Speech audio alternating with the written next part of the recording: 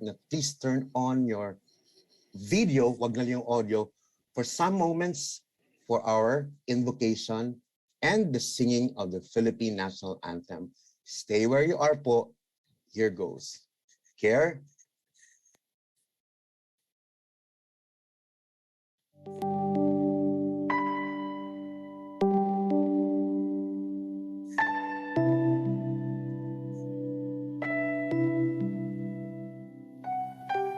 Bless us all, O Lord, we pray, for loved ones here and near and far away, and everyone for whom we pray.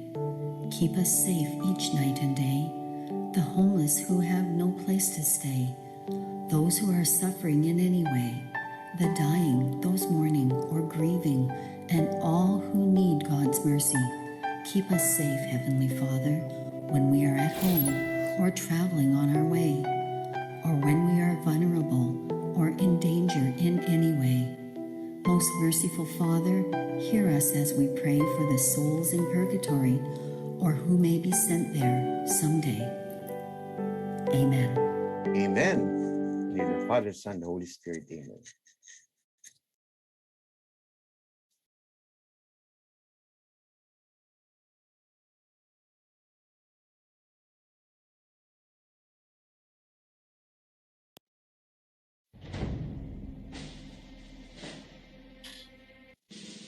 Mga kababayan, ang pambansang awit ng Pilipinas. Kayang magiliw, ewas ng silanganan, alam ng puso, sa dikit mo'y buhay. Lupang binirang, kuyak ka ng magiting, sa manlulupin, di ka pasisigil, sa nagatang tutok sa simoy at sa langit kong bagaw, ay hinagang tulad, awit sa paglayang minamahal.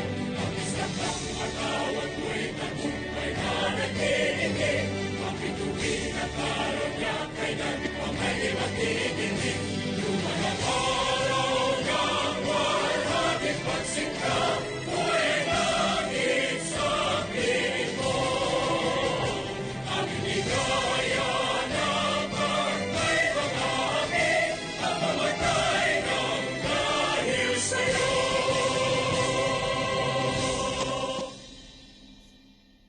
Good afternoon, everyone. This roundtable discussion is jointly organized by the Center for Futuristic Studies and the Philippine Press Institute with support from Nickel Asia Corporation.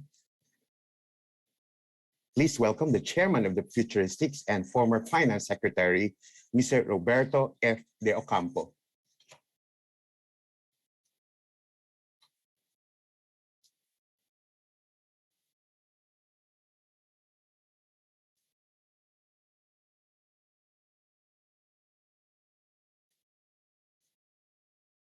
Good afternoon, sir.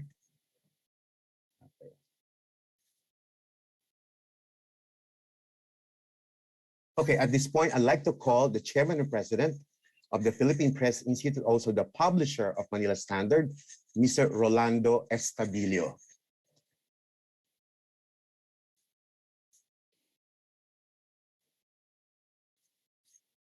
Mr. Roberto F. De Ocampo, Chairman, Futuristics, and former Finance Secretary. Mr. Gil Santos, Vice Chairman, Futuristics.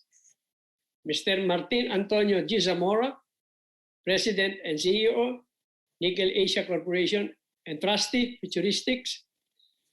Mr. Jose Bayani Di Bailon, President, Futuristics. And our distinguished panelists, Mr. Richard J. Haydarian, Mr. Amon Casiple, Maria Lourdes Tiquia, Professor Edmund Tayaw, Dr. J. Aguja, other distinguished guests, ladies and gentlemen. Welcome to this afternoon forum. This is the first ever collaboration between the Center for Philippine Futuristics Studies and Management and the Philippine Press Institute. And it could not have come at a more opportune time.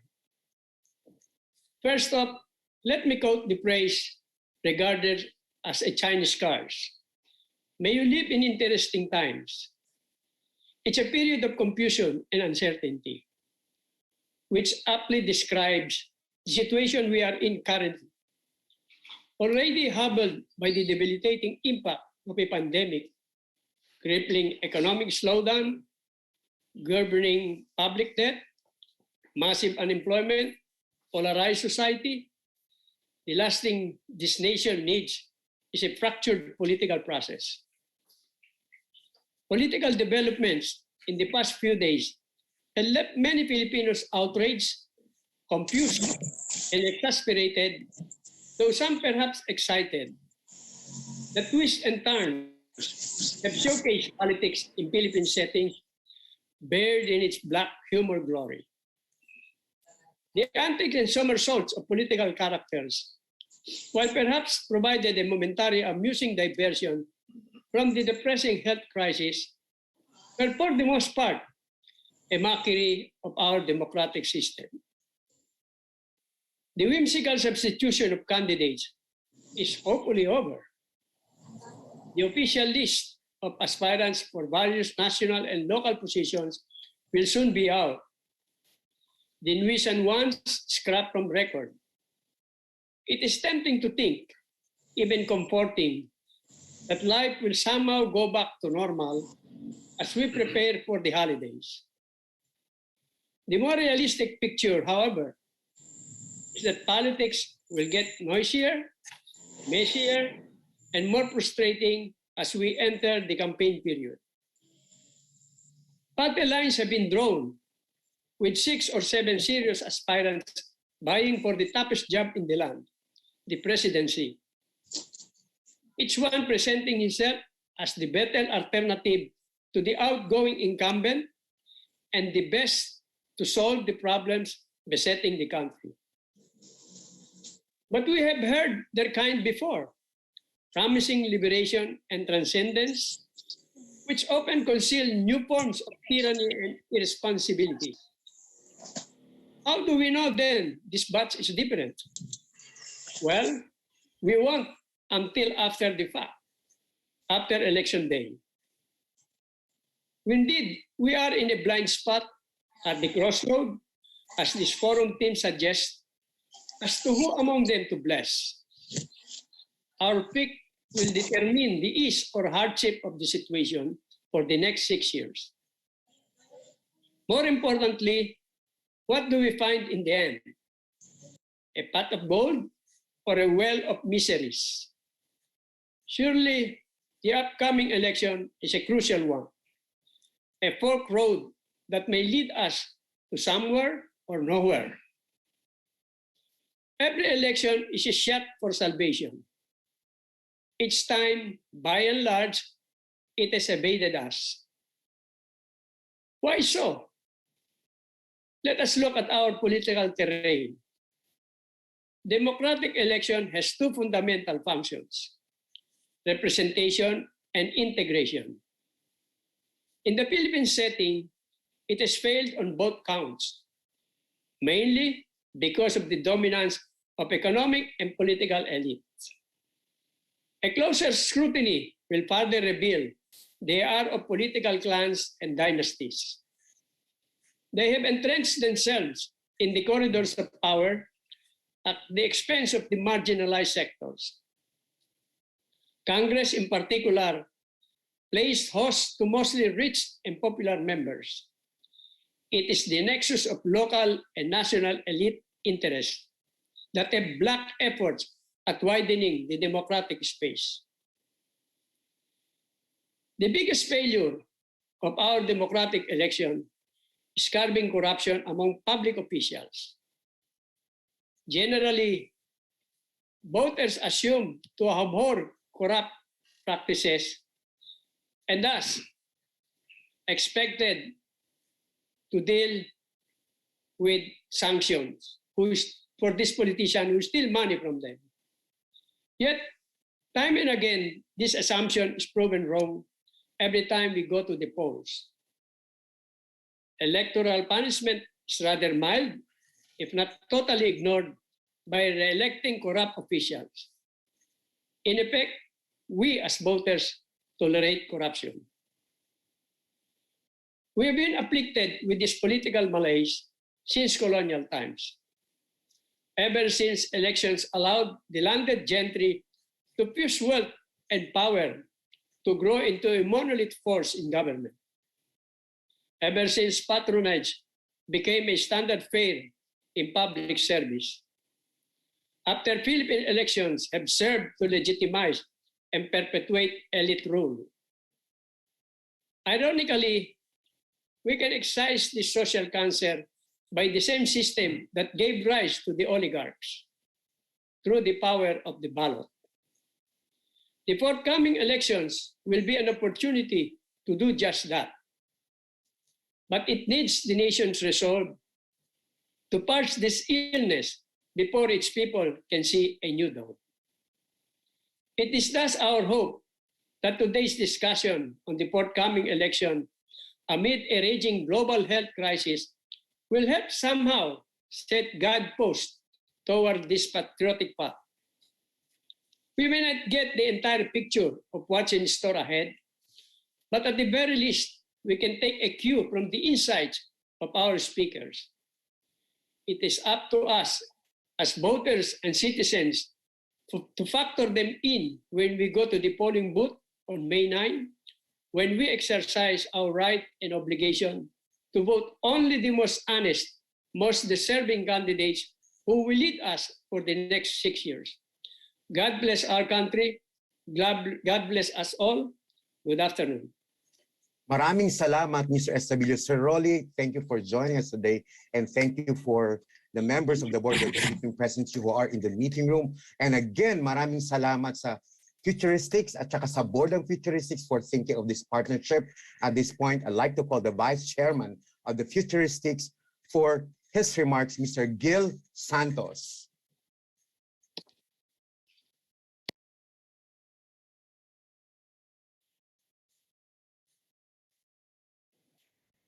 Mr. Santos, we'd like to request you to Hi, unmute Sir Gil. yourself, Unmute. sir. Unmute, sir. Sir Gil. Oo, yan. Ayan na. Okay, Sir Gil, it's your turn, sir.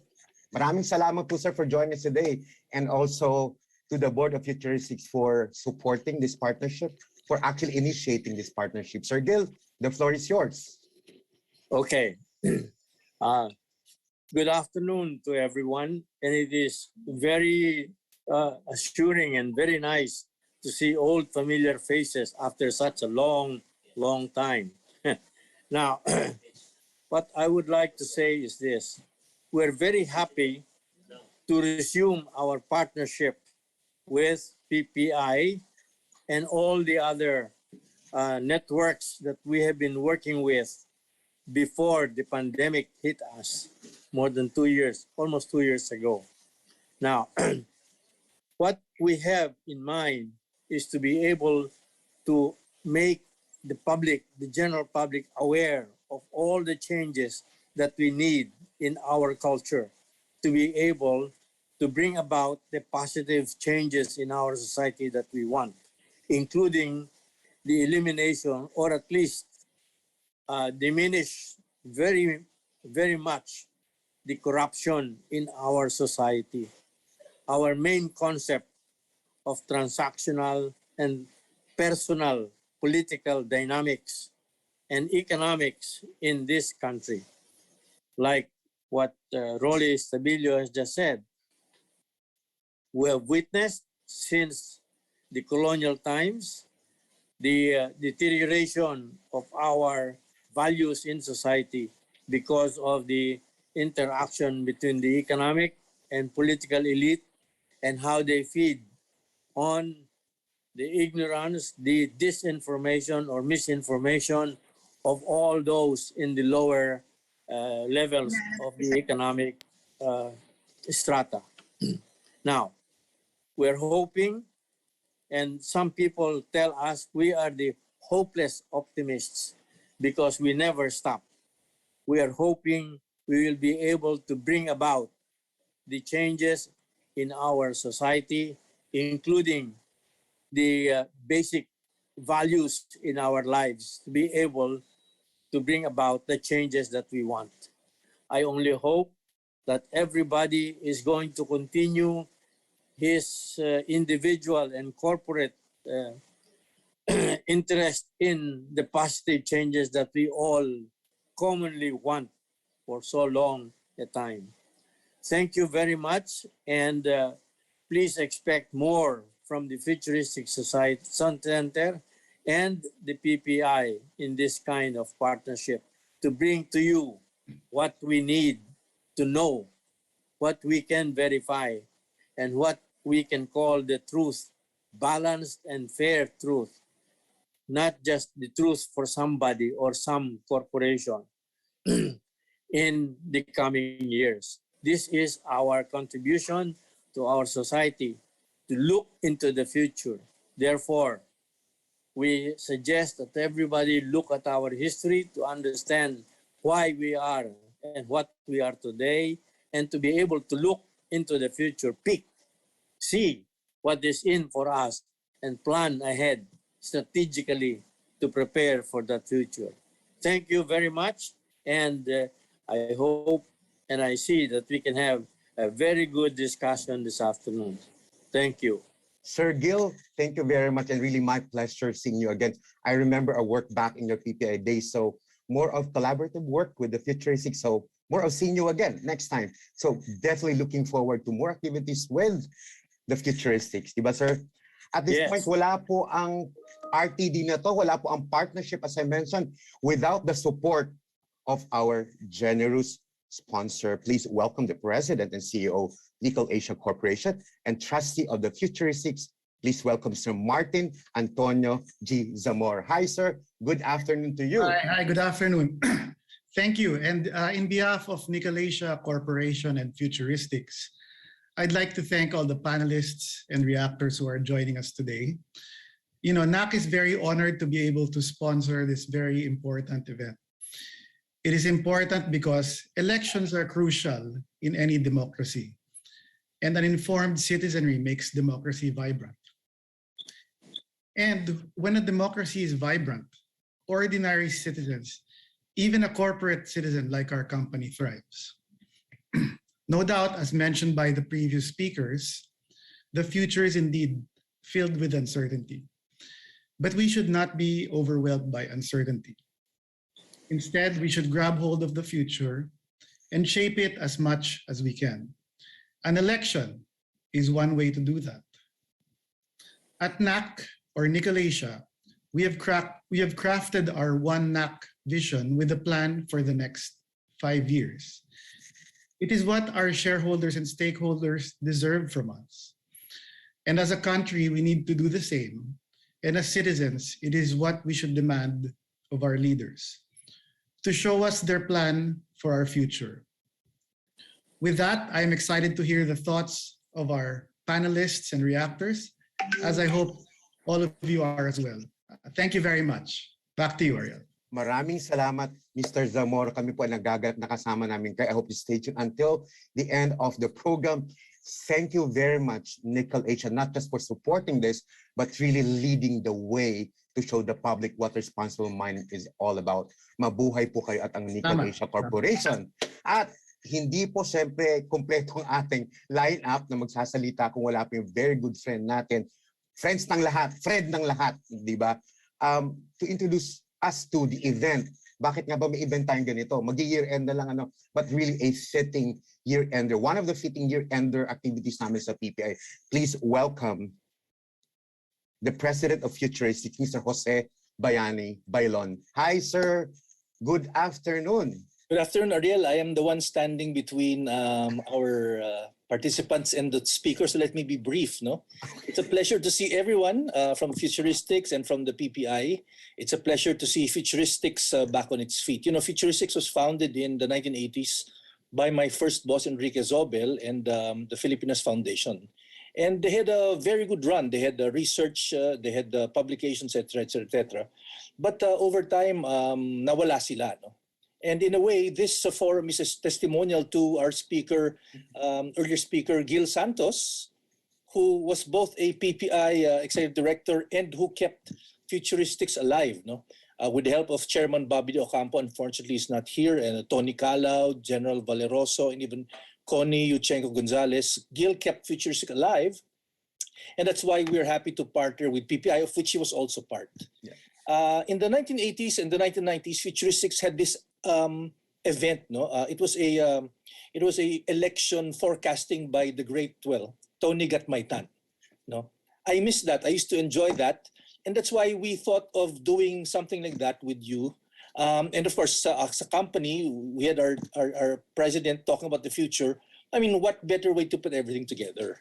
No, that's why I'm proud that from my first boss, Mr. Zobel, to my current boss, and hopefully my last boss, Dennis Zamora, we're trying to weave the future together, because as he said, no, the future may be full of uncertainty, but we gotta grab it. And so, maraming salamat. Now we have more than 200 at least on Zoom, no? And more watching us live on Facebook. Right. So, Ariel, take it away. Maraming salamat. It didn't take us so long to really, initiate and come up with this project, Sergio. I remember talking back and forth all our conversations, but really thank God and thank you for the wisdom. At this point, hindi po ako mag-iisa kasi andito na naman yung aking partner in PPI Summer Director, News Editor Manila Standard. Today, the beautiful Joyce Pañares. Magandang hapon sa'yo. Looking good and gorgeous kahit ngarag kanina, no, coming from our this morning's forum until now. Crazy weekend, Joyce. Crazy week. Do you agree? Yeah, pero yan, yung statement mo, Ariel, baka mag-qualify as fake news. Ay, huwag tayo mag-fake news. Or misinformation. With all the gyrations and kung anong narratives lumabas itong week na to, medyo nawindang yung tao. But really, the public needs to be enlightened. And that's the reason why we're having these conversations today. So, di ba, Joyce? Joyce, ang team natin nag-ikot, bago itong forum na ito. Last week or the other week, we'd just like to show this snippets of videos of our interviews on the streets para maipakita natin. Simpleng tanong lang naman. Ano nga ba yung tanong natin, Joyce, sa ating mga kababayan na in-interview? Ano ba ang hinahanap natin sa ating susunod na leader? Oo. What are we looking for? Or anong inaasahan nila after Anong na inaasahan maluklok na? natin after maluklok? Look na sa pwestong atin. Care, please, ito po, panoorin po natin to just to get the feel of pulse of our kababayans. Ayan. Take it away, Care.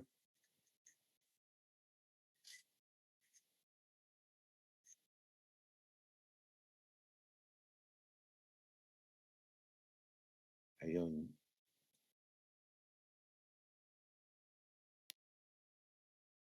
Ayan na, Joyce.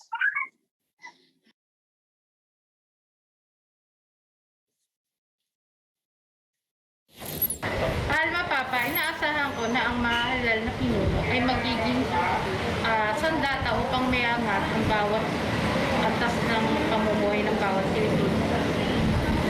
Ako po si Anthony Custodio. Inaasahan ko sana yung mga pangasahan nila ay matupad. Sana wala na yung, yung kurakot. Para maging maayos yung bansa natin. Ako po si Richard Torres Galicia po. Ako po ay vendor ng buko na ganun po, na sana sa mga inaasahan naming uupo, matugunan na po. Kasi yung mga pangako na ako ilang taon na ako, wala pang natutupad sa mga ako nga pala si Reynaldo Magdutay, isang angkas na leader. Inaasahan ko sa mga mahahalal na sa susunod na eleksyon sana mabago nila ang pagtaas ng mga presyo ng mga bilihin. Lalo na ang gasolina ngayon, medyo talaga mataas na ngayon. So sana mabago nila yun. At maging maganda yung darating pa iba na ma-open ng maraming trabaho pa. Kasi marami na wala ng trabaho ng pandemic. So sana may balik nila yun ng maganda at maayos sa patakbo ulit sa mga bagong mahalalan. Ako si Alex po. Inaasahan ko po kung sino man yung mahalal po sa ating gobyerno. Yung taasan po yung sahod, kagaya po sa Manila rin. Yun lang po. Ako si Reynan Pedro. Umaasa ko na pag dumating ang panahon at nanalo na yung mga binoto ko, sana naman maging maunlad ang Pilipinas. walang gulo, walang kurakot. Come dyan. Kaya kung sakaling manalo yung pinili kong ibobotong presidente or what, sana maitutuloy yung mga magagandang proyekto or may ahon lalo yung bansa natin kung saan man tayo makalugmo. Mawala na yung mga droga na yan. Tsaka love one another. Love one another. Tsaka syempre kailangan nandun yung education. Dapat tapos bigyan ng... Baka na yung COVID na yan. Oo ba yan? Oo ba yan? O laro-laro lang yan. Ma-resolve yung yung problema natin sa poverty. True. Yes. Poverty. Para maging normal na tayo. Diba? Balik lang ulit sa dati. Diba? Lalo na sa tapos edukasyon. Tapos mga crime, sana bawas na yan. Mawala na yung mga NPA na yan. Love kasi one maraming naghihirap na another. Pilipino simula laging may love one another. Nagkaroon ng pandemic, diba? Lahat tayo apektado, lalo yung mga nagtatrabaho. Yun. Lahat mabigyan ng magandang trabaho. Lahat tayo Sana kung sino sabay-sabay. man yung, kung sino man yung maluluklok, sana magawa niya ng Sana wala ng age limit yung pag-a-apply ng trabaho. Di ba sa ibang bansa, may age limit. Sana walang age limit. As long as na kaya magtrabaho, tanggap. Ganun sana. Tsaka itaas yung Kasi may kakayahan sahod ng mga empleyado. Diba? Yes. Kasi yung iba, tulad ng mga nurse natin, pupunta pa sa ibang lugar, sa abroad. Kasi mas malaki sahod nila doon. So, sana ganun din sa atin. Para yung mga professionals natin dito, hindi na sila lalayo. Yun lang. Pangalan ko pala si Ali Ansing po. Kung sino man manalo ngayong halalan, sana magbalik din sa normal yung bansa natin. Saka yung panunungkulan, dapat hindi naman kurap.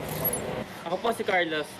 Ang inasahan ko po para sa tatakbo, sana maayos ang korupsyon, matulungan ng mga Pilipino para gumanda ang kanilang mga buhay. Tapos matulungan yung mga mahirap na Pilipino, lalo na yung mga may COVID ngayon, sana matulungan nila. Yun lang. Bernesa Francis Dale, isang first time voter. So ang in-expect ko po ngayon darating na halalan is sana po pagdating ng oras na umupo sila sa kanilang mga pwesto is magampanan nila yung kanilang mga role bilang inaasahan ng taong bayan. Sana po pagdating ng panahon na naupo na sila sa pwesto is parang umunlad yung Pilipinas dahil sa kanilang pamamalakad, and maraming mga establishmento na mapapatayo at maraming mahihirap ang matutulungan sa ating bansa. Bilang kabataan, sana po matulungan nila yung mga katulad naming nangangailangan ng tulong pagdating sa edukasyon. Ngayong lalo na't pandemic, sana magbigay sila ng mga gadgets or mga kagamitan na pwedeng may tulong sa aming pag-aaral. Ako si Myrna. Ang inaasahan ko sa mga kandidatong ihahalal ngayong eleksyon is yung totoong sinasabing pagbabago ng ating bansa. Yung mga totoong, yung mapabuti talaga yung ating bansa para sa mga kapakanan ng mga simpleng mamamayan talaga. Lalong-lalo na yung mga mahihirap na ating mga kababayan, na sila talaga yung unang-unang, nagdudusa, or sila yung nakakaramdam. Sila yung nakakaramdam ng paghihirap ng ating bansa. Sana po, yun nga, yung mga ihahalal na ngayon, makita namin yung pagbabago. Ang totoong pagbabago. Yun lang. Yung mga dating mga Pilipino. Oo, isa din yun. Sana mawala na rin yung corruption. Kasi yun talagang nagpapahirap. Yun ang nagpapahirap sa atin. Yung number one na problema ng ating bansa. Ang corruption. Sana... Ayun, Hindi po namin na tinapos na lahat kasi medyo mahaba-haba po yun, but at least you get the feel of what the people are saying down the ground. Joyce, take it away. We have to start na yung huntahan natin na pinakahihintay ng ating viewers ngayon. Joyce, time to introduce our panelists. Ayan, maraming salamat dun sa team natin who did the video. Interesting lang before we start the discussion, bago pa mabanggit yung COVID-19, nauuna yung issue ng corruption, nauuna yung issue ng poverty sa mga tao, tapos parang sumusunod yung COVID-19. I would have thought that it would be the first one na mababanggit, pero gut issues pa rin talaga ang concern ng mga tao na boboto next year, no? So now we will start our discussion, and I'd like to call for our first panelist, Mr. Richard Haydarian. He's a columnist at the Philippine Daily Inquirer and associate professor at the Polytechnic University of the Philippines. Hello, Richard. Good afternoon. Kamusta, Joyce? How are you? Can you hear me? Yeah, very good. Yeah. Kamusta, how are you?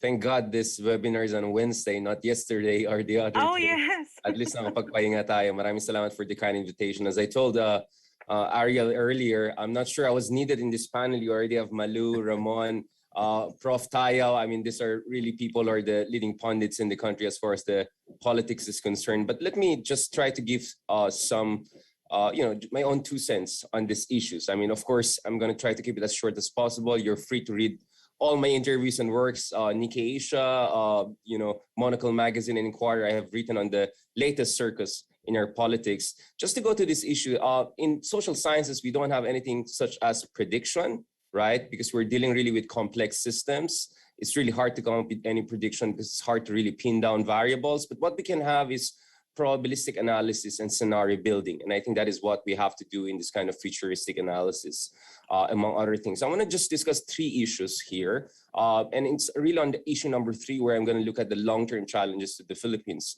The first thing I want to talk about is really what we are seeing here is the twilight of Dutertismo, or the kind of brand of governance and the political capital of the incumbent and his key allies and supporters. I think if you look at the drama over the weekend, among others, of course, no one was surprised by the substitution circus, but it's the twisted character of that. It ended up even more twisted than many people expected. And I think that is precisely because President Duterte has refused to read the writing on the wall, while his daughter has read the writing on the wall. And that's the fact that, as far as both the father and daughter are concerned, they're on a downward trajectory. We see clearly from second to the third quarter survey, for instance, of Pulse Asia, Sara was down by 7 to 8 points. Duterte was already 11 points behind as a potential vice presidential candidate to Tito Soto.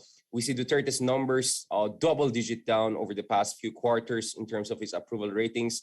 If you look at some of his numbers in terms of survey numbers of his approval ratings, they're more or less where President Aquino, the late President Aquino, was at a similar phase in the previous presidential elections. And we saw how things did not necessarily work for the former president.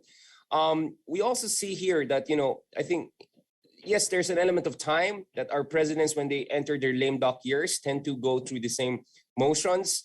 But I think it's also because the performative populism that President Duterte really represents, it has really been exposed. I mean, President Duterte is really good in terms of making emotional connection, in terms of, antics that are very engaging. He's really a clickbait guy when it comes to his rhetoric and his posturing, among other things.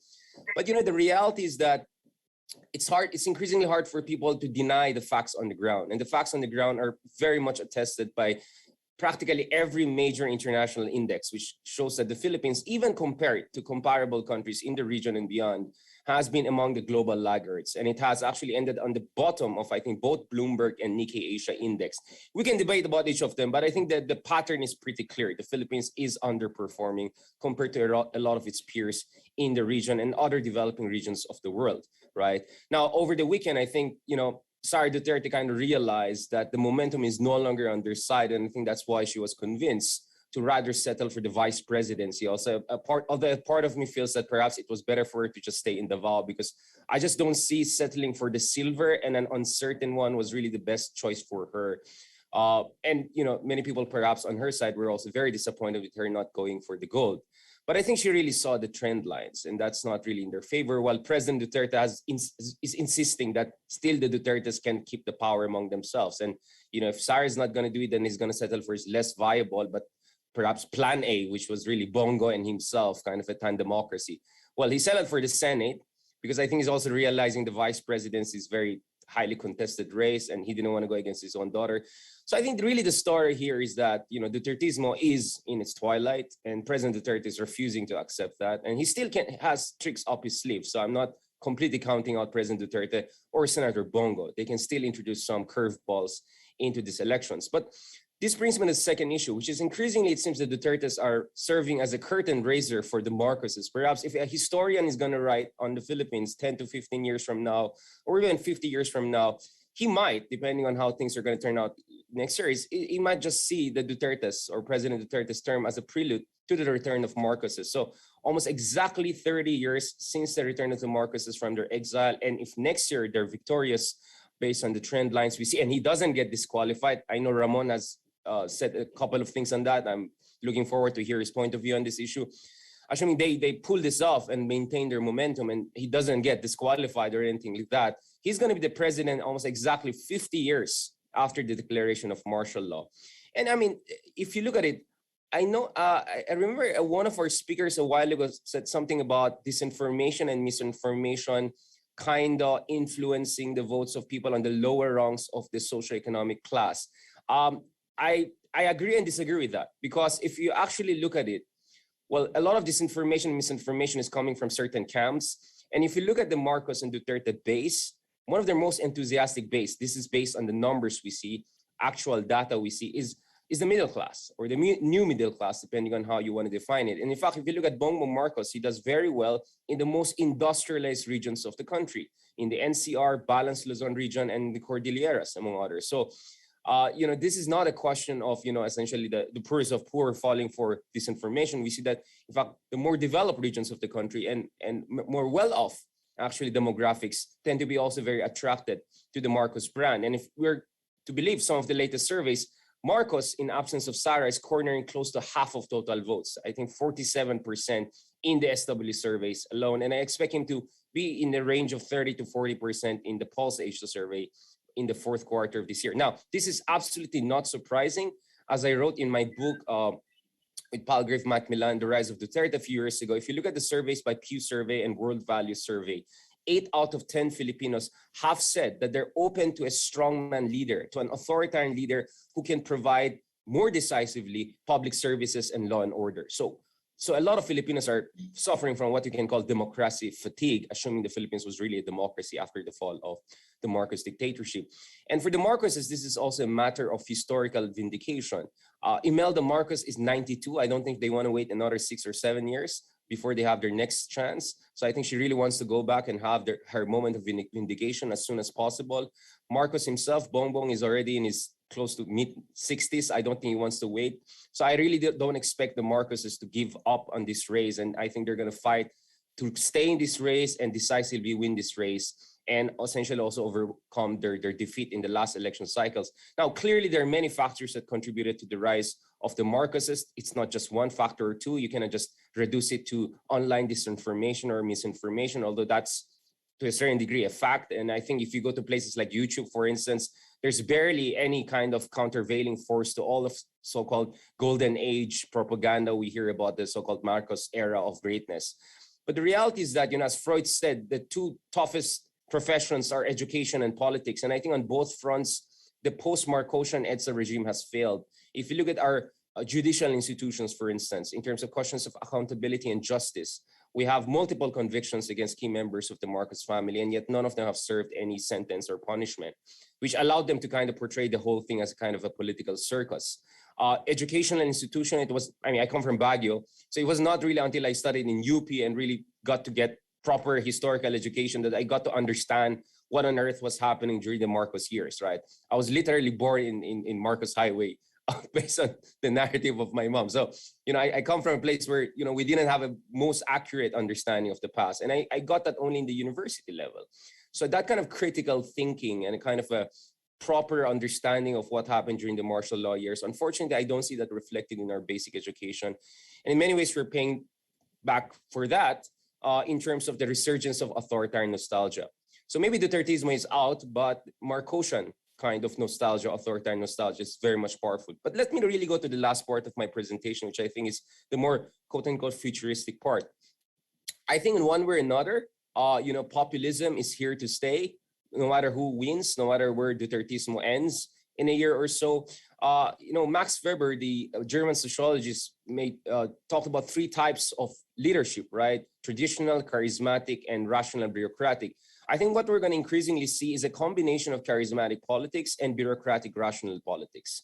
And I think if you're looking at the line of the presidentiables, right, I think a lot of them are positioning themselves in ways that combines elements of populism in terms of their messaging, but at the same time, they're also emphasizing their managerial skills. And my expectation next year during the debates is that one of the big things that will be discussed and will be emphasized, especially by some candidates, is anong ambag mo during pandemic? Anong ginawa mo during pandemic? So I can imagine what Isko Moreno is going to say. I can imagine what Lenny Robredo is going to say. I can imagine that Bongbong Marcos will come under criticism or questioning in terms of what is his managerial acumen? What has he achieved in Ilocos Norte all those years they have been there? Or what on earth has he been doing in the past 2 years while the pandemic is happening? Those questions are going to come up. Not only issues of human rights, martial law, and what happened 30, 40, 50 years ago.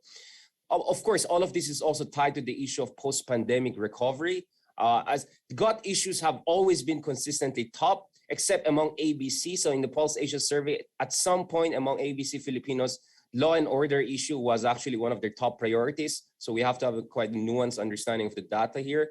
But the reality is that because the Philippines is one of the worst hit countries on earth, and we are going to have long-term scarring in our key economic sectors based on what Asian Development Bank and others are saying, I think this gut issue is even more guttish, right, in the coming elections. So I think it will be even much more at the center of focus, especially in the debates that are yet to come. And that's why I think as much as we have to talk about accountability and justice, we also have to talk about post-pandemic recovery and basic economic managerial skills.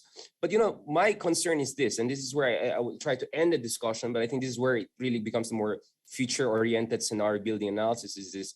First of all of the candidates, if you look at them, all of the key candidates, in one way or another, they're foreign policy amateurs. So I really hope they're going to get a good team to deal with the issues that concern China, South China Sea, United States, because we are in a very, very tumultuous region, right? And we could see huge geopolitical seismic shifts in the years to come. And the West Philippine Sea issue is not going to go away. If anything, it's going to get worse in years to come. So I really hope we can have an intelligent discussion, hindi lang yung mga jet ski level discussion, but intelligent and mature discussion about how should we approach and balance our relations with great powers and best defend our national interests. And we're seeing some candidates making some positions on that. I have a piece on South China Morning Post on this issue in the coming days. But the other thing I want to talk about, which is really towards the end of my presentation here, I know I'm going over time a bit, is this, the issue of technological disruption. We're not talking about this as much. If you really want to raise the level of maturity of voting, overall maturity of our democracy, we have to get the economics right. We have to raise our per capita income. We have to create inclusive development.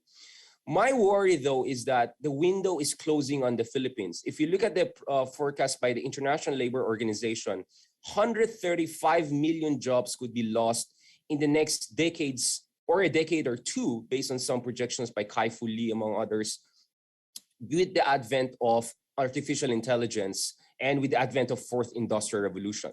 So we're going to have huge dislocations in our labor markets, and that's going to create a lot of political problems for the Philippines. So we have to discuss also trade and industrial policies and how we're going to deal with the fourth industrial revolution and disruptions are going to come. How can we optimize new opportunities? How can we mitigate perils? How can we prepare especially those more vulnerable Filipinos, lower skilled Filipinos, to deal with the disruptions and dislocations that are going to come, which, by the way, has been compounded by the pandemic. And lastly, of course, the issue of climate change, right? Every major index, if you look at it, the Global Risk Index, the HSBC Index, I can go on and on. The Philippines is among the top 10 most vulnerable countries to climate change. This is a serious issue that we have to have a serious policy discussion about. So I hope after all the circus and shenanigans over the weekend, we can finally talk about platform and policy. Thank you very much. Looking forward to the question and answers. Thank you, Richard. Those were such thought-provoking insights. End of Dutertismo, as you called it, and the rise of the Marcos nostalgia, and how we can expect a populist leader still next year. At this point, I'd like to call our second panelist. Uh, we have Ms. Lourdes Tiquia, Maria Lourdes Tiquia, founder and CEO of Publicus Asia. Ma'am Malu, good afternoon po.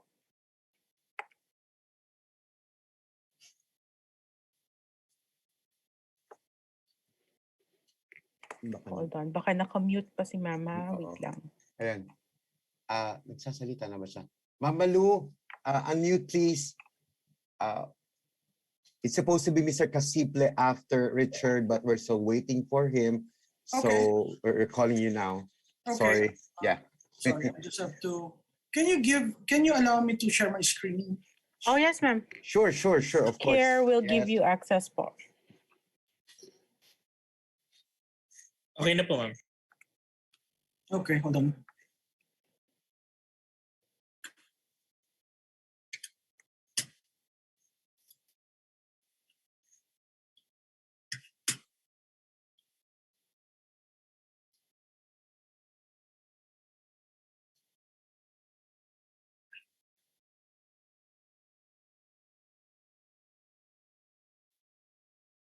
Can you see my screen?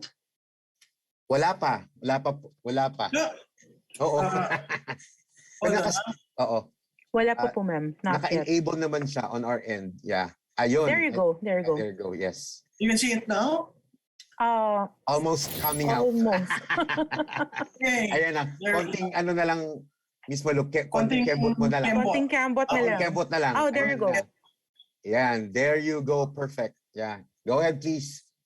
Okay, good afternoon to everyone. I'd like to thank my classmate, good friend, JB Bailon, for the invitation. I really didn't want to go on board for several reasons, but and I saw a very good friend, Jill Santos. A shout out to you. I have been a follower of his in the Center for Philippine Futuristic Studies. So I said, okay, sige, we'll do it.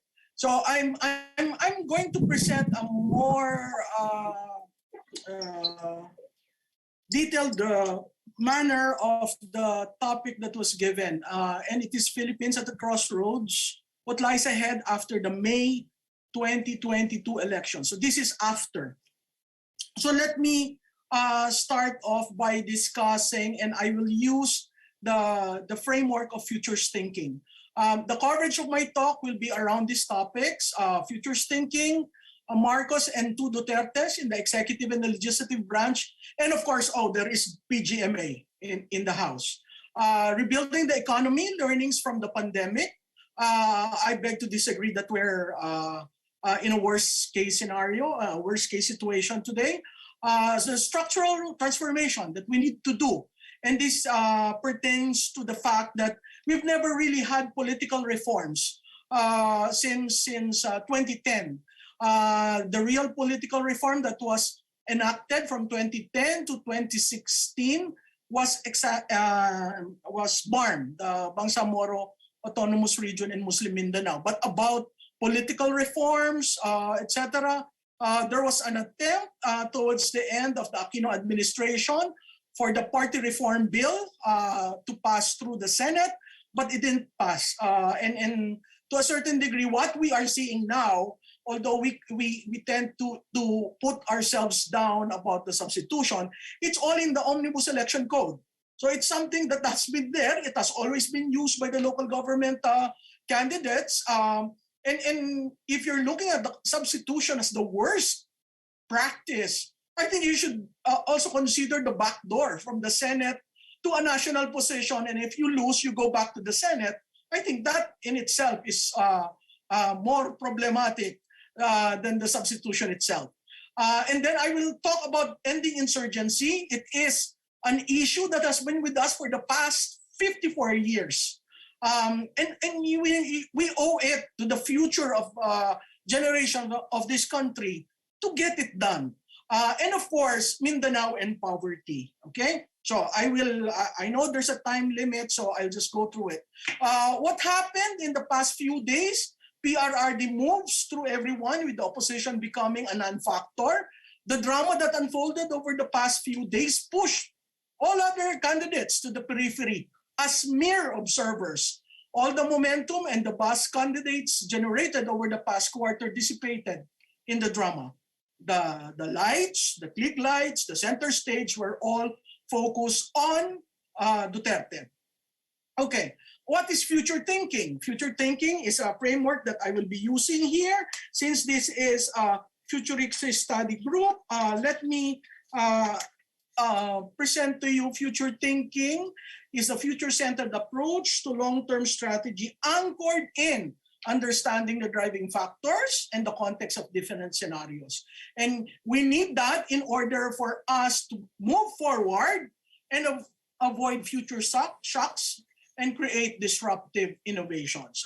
Disruption is not bad per se, because with disruption, you are able to put together innovations, whether that's process, that's bureaucracy, that's product, that's design, etc.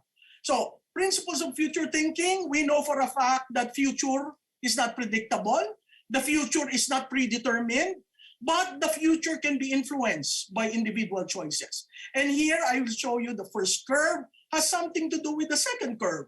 So if in terms of education, we are hell-bent in producing nurses, those nurses will not make us competitive because Industry 4.0 is looking for a different skill, a different set of curriculum that will make Filipinos more competitive in the Philippines and outside. So these are the steps in future thinking. Those who are followers and advocates of futurism are able to understand that you really cannot predict the future unless you go back to history, okay? Unless you are able to identify the drivers that would lead to this certain future, unless you are able to generate ideas and share the narrative, okay? So, Dream Team, is it the Dream Team? GMA is unopposed as a Pampanga representative. We've seen all the surveys, and all the surveys point out to a runaway victory by Bongbong Marcos. Will that change during the campaign period? I don't know. But what is certain is that from the 34% Congratulations to our winners. So you may message them. Go ahead, please. Go ahead, ma'am. Okay, from the 34% of Bongbong Marcos in 2016, he had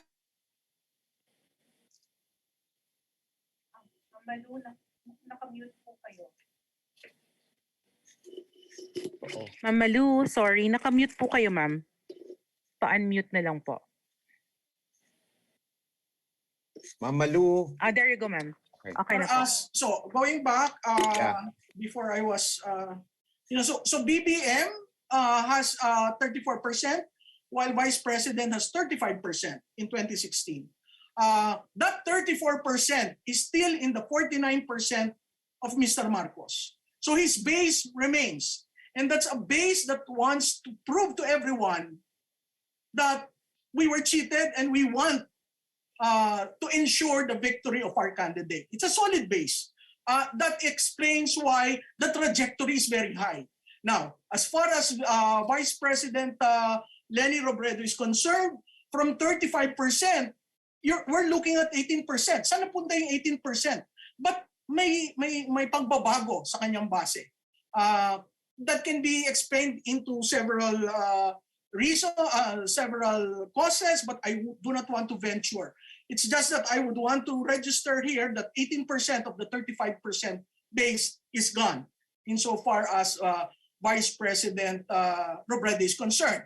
As to the race for the Vice President, initially the headwinds were pointing at Senate President Soto, who has 44%.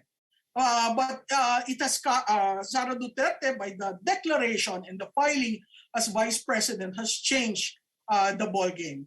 And then, of course, we have an exiting president who chose to run for the Senate. And to a certain degree, there is already talk that he will try to be Senate president if he gets his 12 candidates in that slate win. That's a hard task. But, you know, in politics, we saw candidate Duterte throwing all the playbook in 2016, rising from out of nowhere and you know, winning the pack despite the fact that he started quite late. Okay, so rebuilding the economy. BBB continued even in lockdown, and I showed. I'm sorry, I have to put their Villar because this is a publicity material coming from their office. But I wanted to register the point that yes, there was a lockdown, but the economy moved because of infrastructure. So pinagpatuloy yung pagpapagawa ng mga proyekto para kahit ng kaunti, merong gumagalaw sa ekonomiya. After all, economic activity is very important in getting the economy up and running. Okay, infra and social services spending, you've seen there that the percentage to GDP of the expenses for infra was at 4.93%. And these are official data, facts, not innuendos, not interpretation, but facts. And I'm presenting the facts. If you compare the previous presidents, the infrastructure spending of this administration is at this rank, 3.4017 billion pesos. And of course, it increased to almost 5% of GDP. And that is telling, okay? Now, if you don't see that as an improvement of the past 5 months and 5 years and 5 months, I don't know how what you are looking at, okay? Now, spending on social services per administration. Again, let's be factual. Ramos had 583 billion spent for social services. And look at Duterte. And this is partly also driven by the institutionalization of the 4 Ps, which started during the time of President Aquino. It was institutionalized. And then, of course, we also had expenditure because of COVID. And this is the spending on infrastructure services and COVID-19 response at obligation levels. COVID-19 response is a total of 492 billion. Okay? So these are where the money were being put in by this administration. Infra, social, and of course, COVID. COVID is very interesting because they did not put a budget for it. They realigned the 2020 budget and used that fiscal space as a seed money for all the needs that we had to put together for COVID. Okay? Rebuilding the economy. There's an issue about borrowings. And they're saying that, nalulugi na ang Pilipinas, ang laki na ng utang. Again, you go back to prudence and fiscal reform. We've got credit ratings giving us positive AAA ratings, okay? And because of that, we are able to have a bigger capacity to borrow. Money was cheap, there was excess liquidity, and really it's a buying market during the pandemic.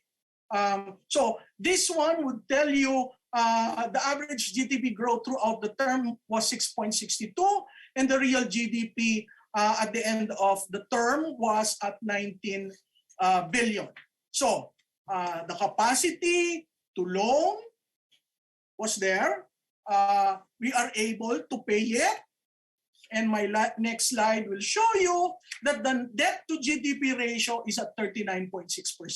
Actual basis for debt management. Lower ratio means bigger capacity to pay debt. So nasan po tayo? Ito po, nasa 54.5% ng 2020. Ito po tayo, 39.6. So may pagkukunan ng pambayad dahil malaki ang nakokolekta.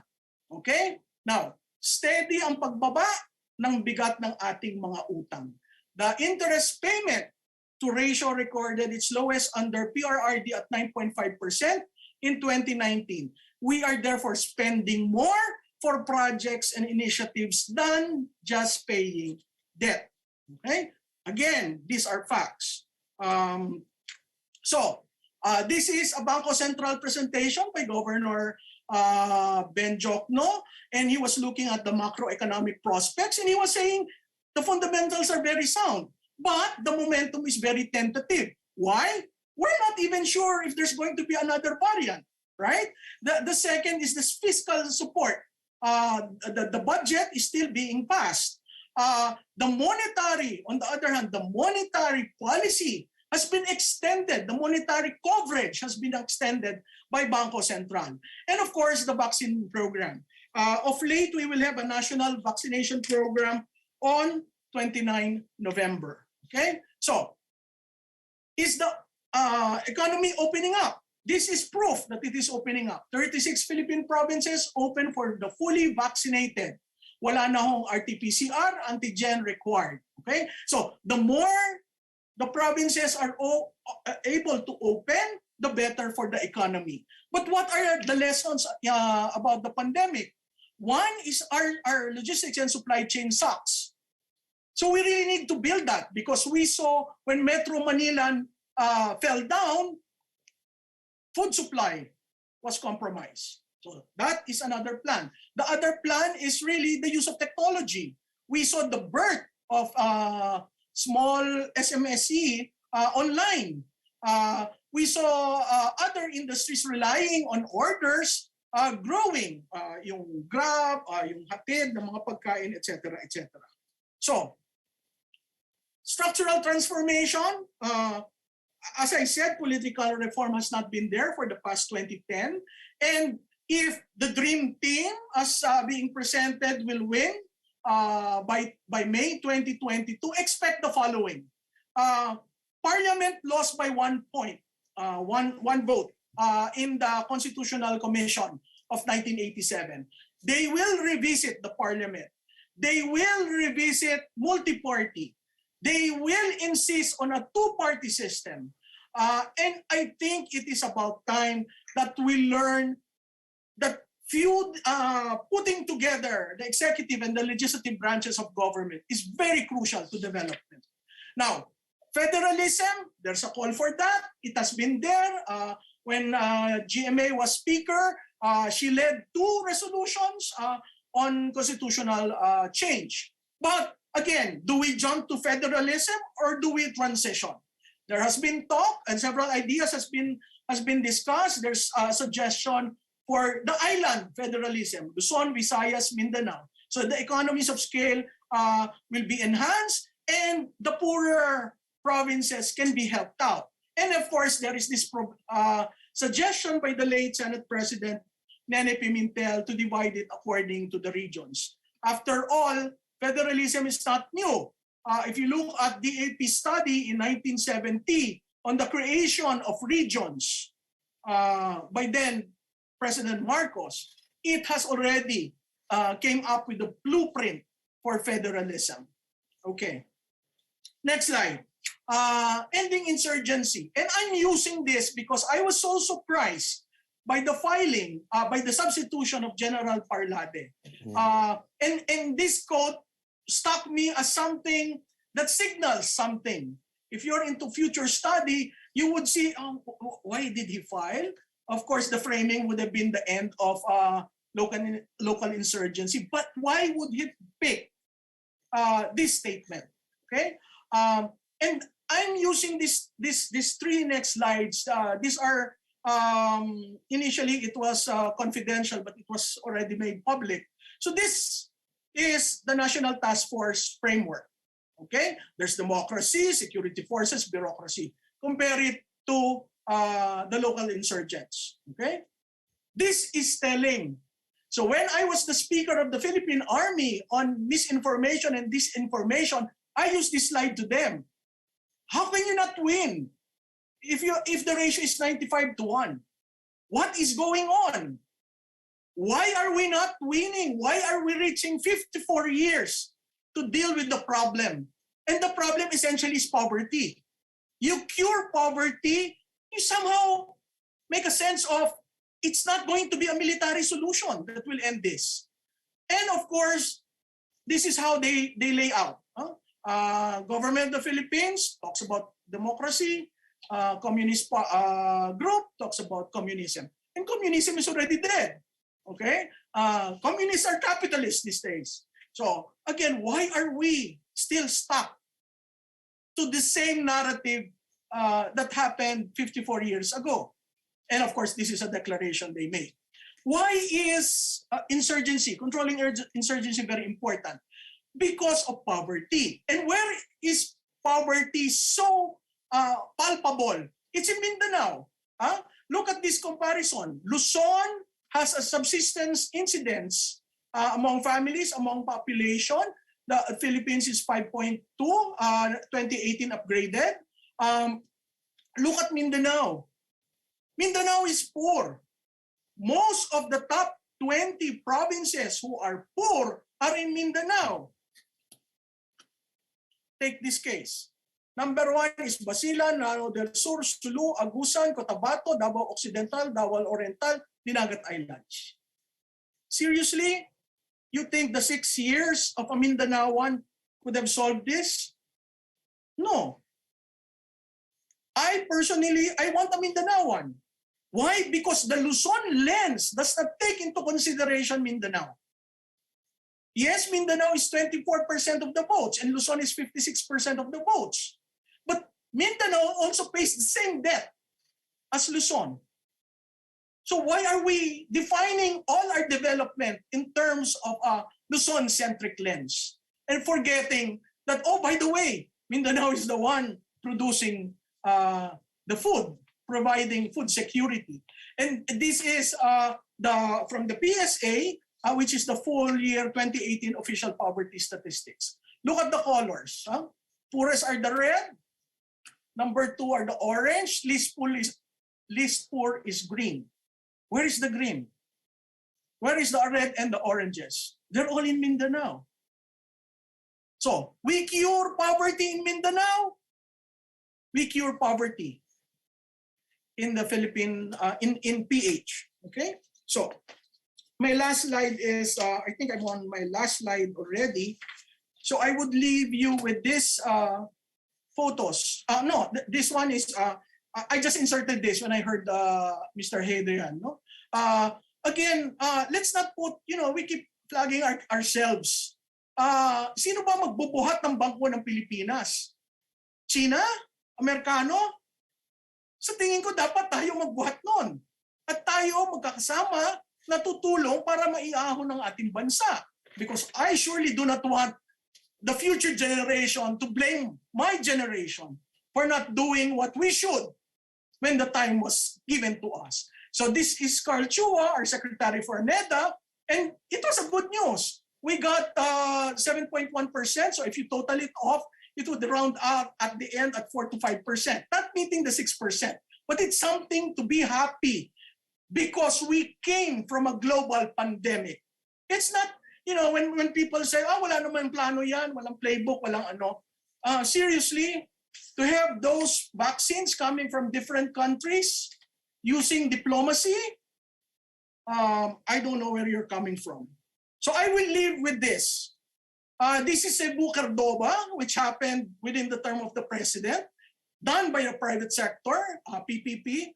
And this is Boracay, the old Boracay we knew, the old Boracay that will save us when we open.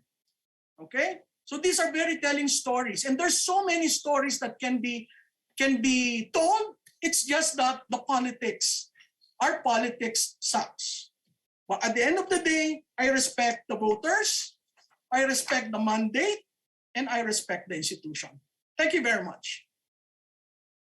Thank you, Ma'am Malu. Those were also equally thought-provoking inputs. Now we call on Mr. Ramon Casiple, the founder and executive director of the Institute for Political and Electoral Reform, or IPER. Sir Mon, good afternoon. Good afternoon, Joyce. I just have to clear up.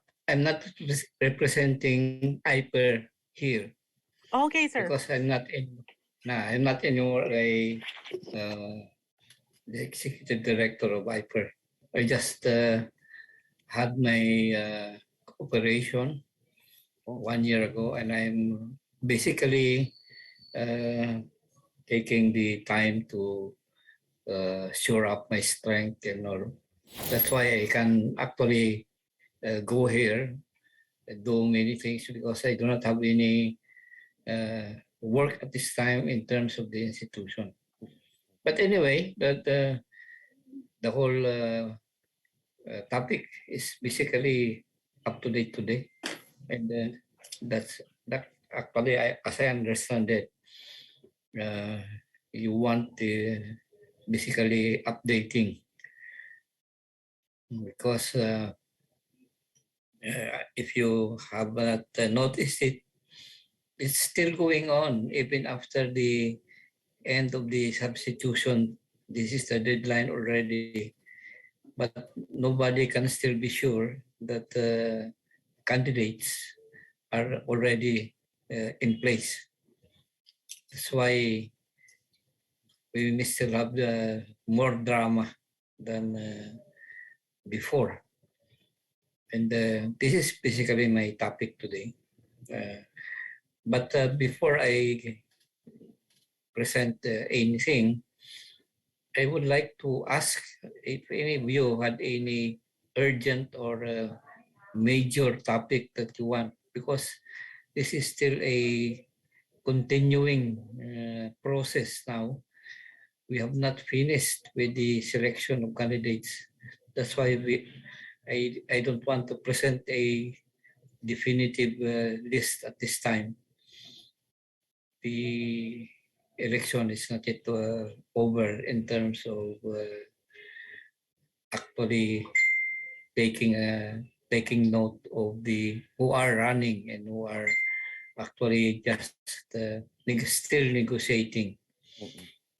So with that, I would like to ask for if there is any urgent or major topic with regards to election, because there's a lot of topic today with regards to.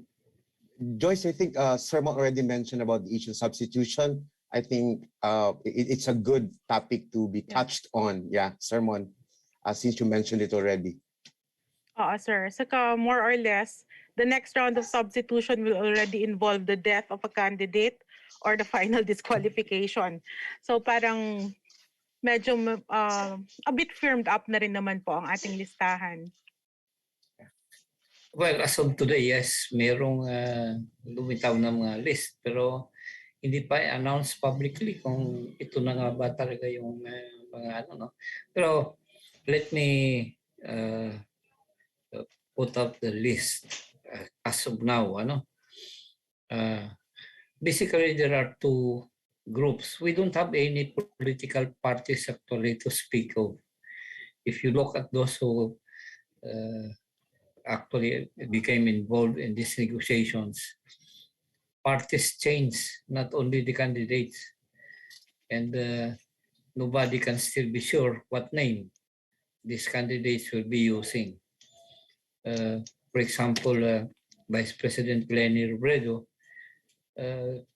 while president of the Liberal Party, she did not went to the Comelec and filed their candidacy as Liberal Party. And today, we have a new announcement that Bongbong Marcos as a presidential candidate together with Sara Duterte.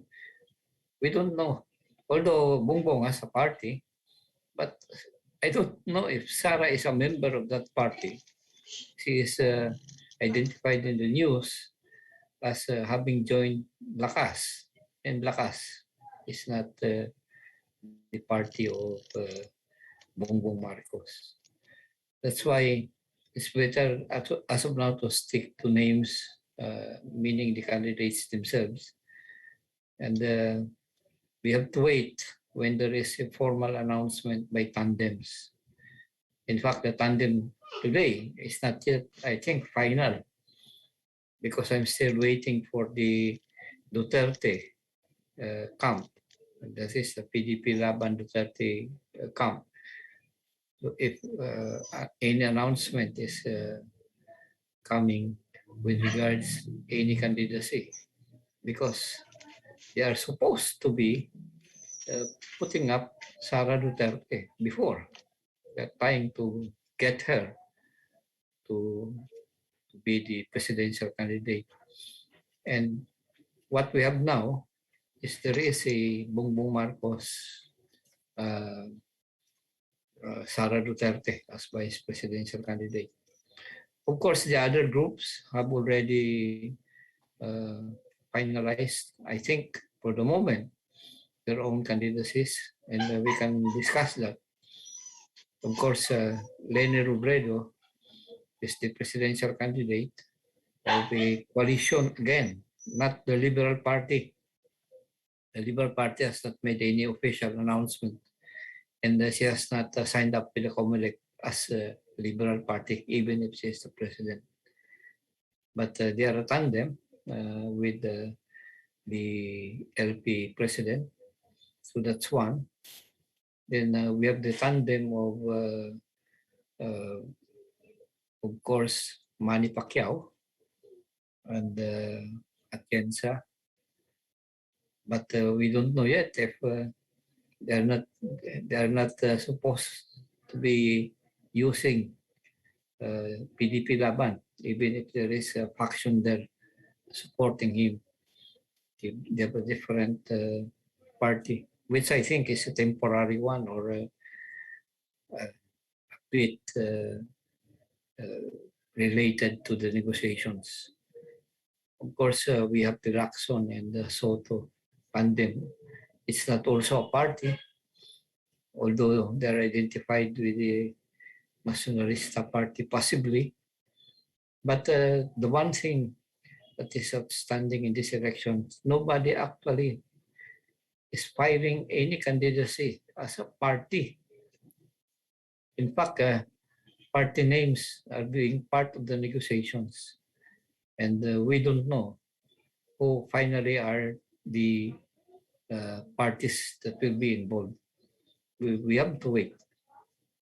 What is very evident is that this election is basically negotiated, and then I think they will put up in public the tandems rather than the parties themselves. So that's not yet finished the process. We have to wait for that one. Of course, after Manny Pacquiao in Atienza, we have the Lacson and Soto, and then everybody's waiting what will happen to the PDP Laban wing that's identified with President Duterte. As of now, somebody, the Senator Bongo, is supposed to be the presidential candidate, but we don't know because this has been caught up in the negotiations actually, and that is not a finished project, I think. So this is not yet a finished list at this time, but these are certainly taken for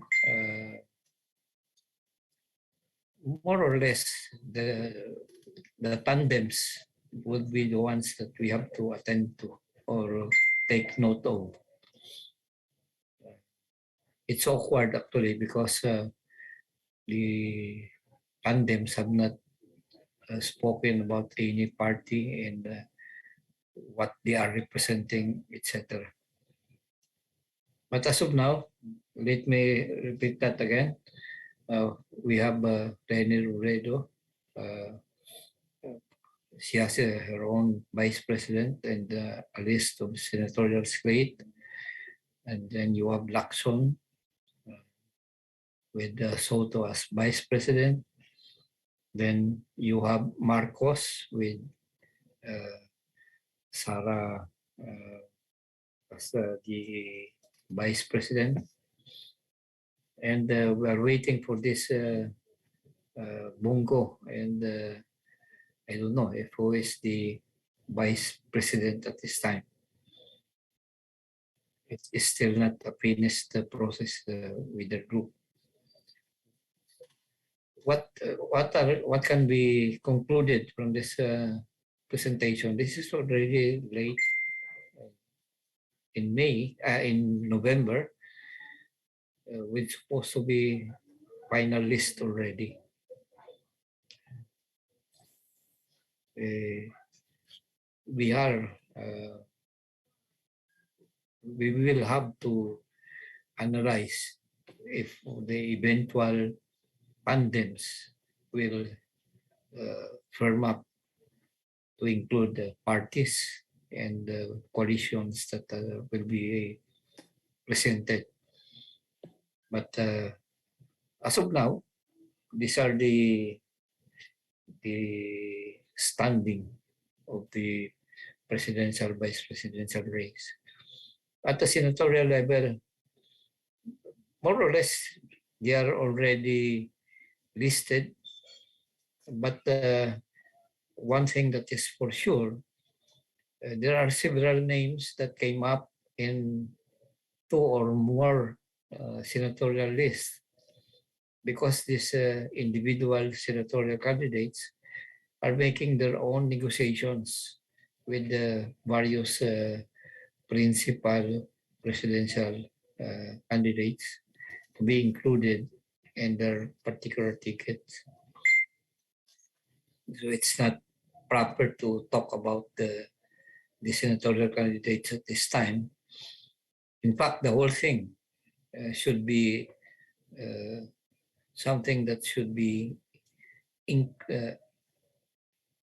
actually discussed when everything is settled down already. And this is the awkward moment. But I think the major presidential and vice presidential race is the one that is important. And we can already see the results of the negotiations. And we can more or less be certain that these are the major candidates already. So to list them again, we have Lenny Robredo, together with Senator or the president actually of the Liberal Party as the vice president. We have the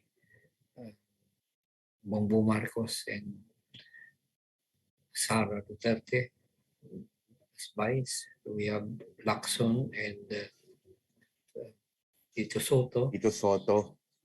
Yeah, that's another thing. Young Pacquiao and Atienza.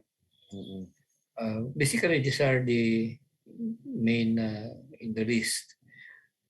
Of course, you must understand that there are so many have applied. I think more than 90 are listed, but I expect that the committee would actually trim the whole list to just the names I mentioned, because the usual problem and the usual solution is to trim the presidential and vice presidential list to the minimum that is actually seriously capable of running. So the ones I mentioned is the basically the ones that I think should be listed, and we can discuss that. There are others, of course, who have listed, and I think you know some of them from the labor, and but I don't want to burden you further with more names, because the key question for me is how prepared really are these groups Candidates. in winning. Mm-mm. Meaning, it's not because you are serious. Many of the candidates actually are serious, but the question of is there really sufficient preparation or sufficient capability to conduct run. national election campaign? So I'm limiting myself. Of course, if you have other opinions. Yeah. Mamaya, Sir Mon, there's a nagging question about substitution, but we'll ask that to you in the open forum. Meanwhile, back to you, Joyce, for our reactions, no, from our other panelists, two panelists. Joyce? Okay. So thank you, Sir Mon. For our, I'd like to invite our reactors. I'd start first with Professor Edmund Tayao. He's the Executive Director of the Local Government Development Foundation and was a member of the consultative committee that reviewed the 1987 Constitution. Professor Tayao, sir? Thanks, Joyce, Ariel. Thanks, Hi, sir. Good afternoon, sir. Good afternoon. It's your turn. Magandang hapon. Magandang hapon, Mon, Malu. Maganda and, po ba talaga Richard. ang hapon? Medyo muntik nang hindi naging maganda kasi naganap pa ako ng magandang internet connection. Oo nga, Alam mo, mabuti isa yan nga, sa mga- nakapasok agad. Isa sa mga dapat isa yan sa mga dapat na madinig natin sana sa mga kandidato natin. No? Kasi wala pa meron nga nagtatanong sa akin ngayon lang ano daw ba yung mga position ng mga kandidato. Sabi ko parang wala pa ako na-encounter Meron tungkol sa pagtaas ng krudo, no? Pero yung kanilang proposal na tanggalin yung excise tax para sa akin hindi lang siya palliative kung hindi it's more of the same, no? We're not really curing or addressing the problem. Meron nag-propose ng unbundling ng pagbenta ng crudo, pero hindi naman nagbigay ng kahit na kaunting explanation man lang sa publiko kung ano itong unbundling na ito, as if just saying that it's one of the options, but there was no effort at all to popularize it. So at the end of the day, we're still looking at public institutions hostage, by the same people, the oligarchs, and so on. The same narrative, as has been discussed by our speakers. Now, just to be, I scribbled at least 5 points in my notes here. So it's going to be quick. First, when we talk about the future, we should have benchmarks. I can only agree with Malu. I don't think we're worse off at this juncture. There are accomplishments, but we could have done more. Much of what has been done were, as I've said, palliatives. Masaya tayo, meron tayong universal education, universal healthcare. Pero ngayong pinapatupad na yun, nakikita natin yung limitasyon, yung kahinaan ng ating public institutions. At in fact, we've seen some of the alleged indiscretions in PhilHealth, for example. So even if we've had well-meaning legislations and policies and programs, at the end of the day, it all boils down to how it's going to be implemented.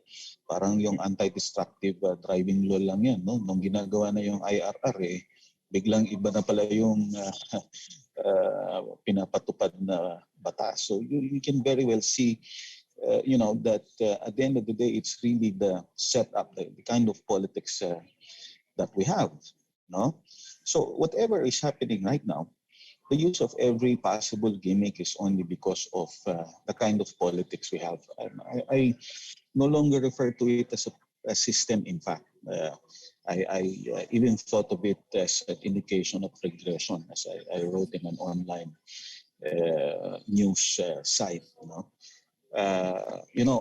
Before, meron pa tayong semblance of political processes that we learned and copied from more established democracies. Merong totoong political convention, merong totoong laban ng nomination, at nandun na tayo, yung mga natatalo sa convention, saka nagpuput up ng kanilang political party. But when they file their certificates of candidacies, it gives you the idea that they understand that they have to be a team, meaning that you have a real tandem,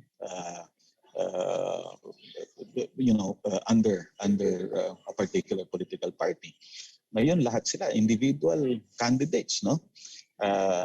Manny Pacquiao is running with Buhay Party List dito at Tiensa. Vice President Lenny supposedly left the Liberal Party for obvious reasons. Perhaps she thought that it no longer enjoys the same support as before. Pero ang kinuha niyang Vice President ay no less than the President of the Liberal Party, the very party she left. No, the same goes with the Mayor Isko. No, para sa akin okay naman yung pagkakapili kay Doc Willie Ong. We've seen an unexpected finish of a volunteer doctor, Doc Willie Ong, in 2019. No? But again, the question is what processes were followed in the choosing of Doc Willie Ong. Ito yung napaka-controversial na paglipat ng positions na tinatakbuhan ni Senator Bongo, na nominate siya originally as president under PDP Laban. Instead, he filed for vice president as a candidate for vice president, and then filed a new candidacy for president under an allied party of PDP Laban. In fact, if you're going to look at it now, walang presidential at vice presidential candidate ang administration party. It's the first time in the history, that this is going to happen for a majority party or administration party. Hindi man lang nabigyan ng significance yung track record or legacy or history of PDP Laban. So medyo nakakahinayang. Instead, what happened is we're resurrecting all political parties, mainly because I'd like to think that many of the candidates simply wouldn't want to be identified with the more recent narrative of failures in government or unpopular actions in government. No? So, wala kang ibang ma-explain dito. Nalimutan kong bagitin yung mga senador. We are only going to vote 12 senators. But again, it's meron namang adopted candidates before. Pero ngayon parang hindi lang adopted eh. Yung 5 or 6 of these candidates for Senate, most of them are comebacking senators, by the way, are considered common candidates. So wala ka nakikitang team, no? So kung walang team, what can you expect from the candidates in terms of pushing for particular platforms? And so when I'm asked kung ano yung pinupush nila, ano yung plataforma nila, ang hirap sagutin kasi I really have yet to hear from them. There is one attempt of a candidate, if I'm not mistaken, Senator Manny Pacquiao, coming up with 22 supposed priorities. Pero alam mo, kaya meron tayong tinatawag na 8-point o 10-point agenda dati sa mga nakita natin mga pangulo o tumakbong pangulo, hindi dahil yun lang yung gusto nilang gawin o yun lang yung gagawin nila. Kung hindi, meron kasing prioritization na ginagawa ang mga kandidato supposedly in preparation for their holding office and running the government.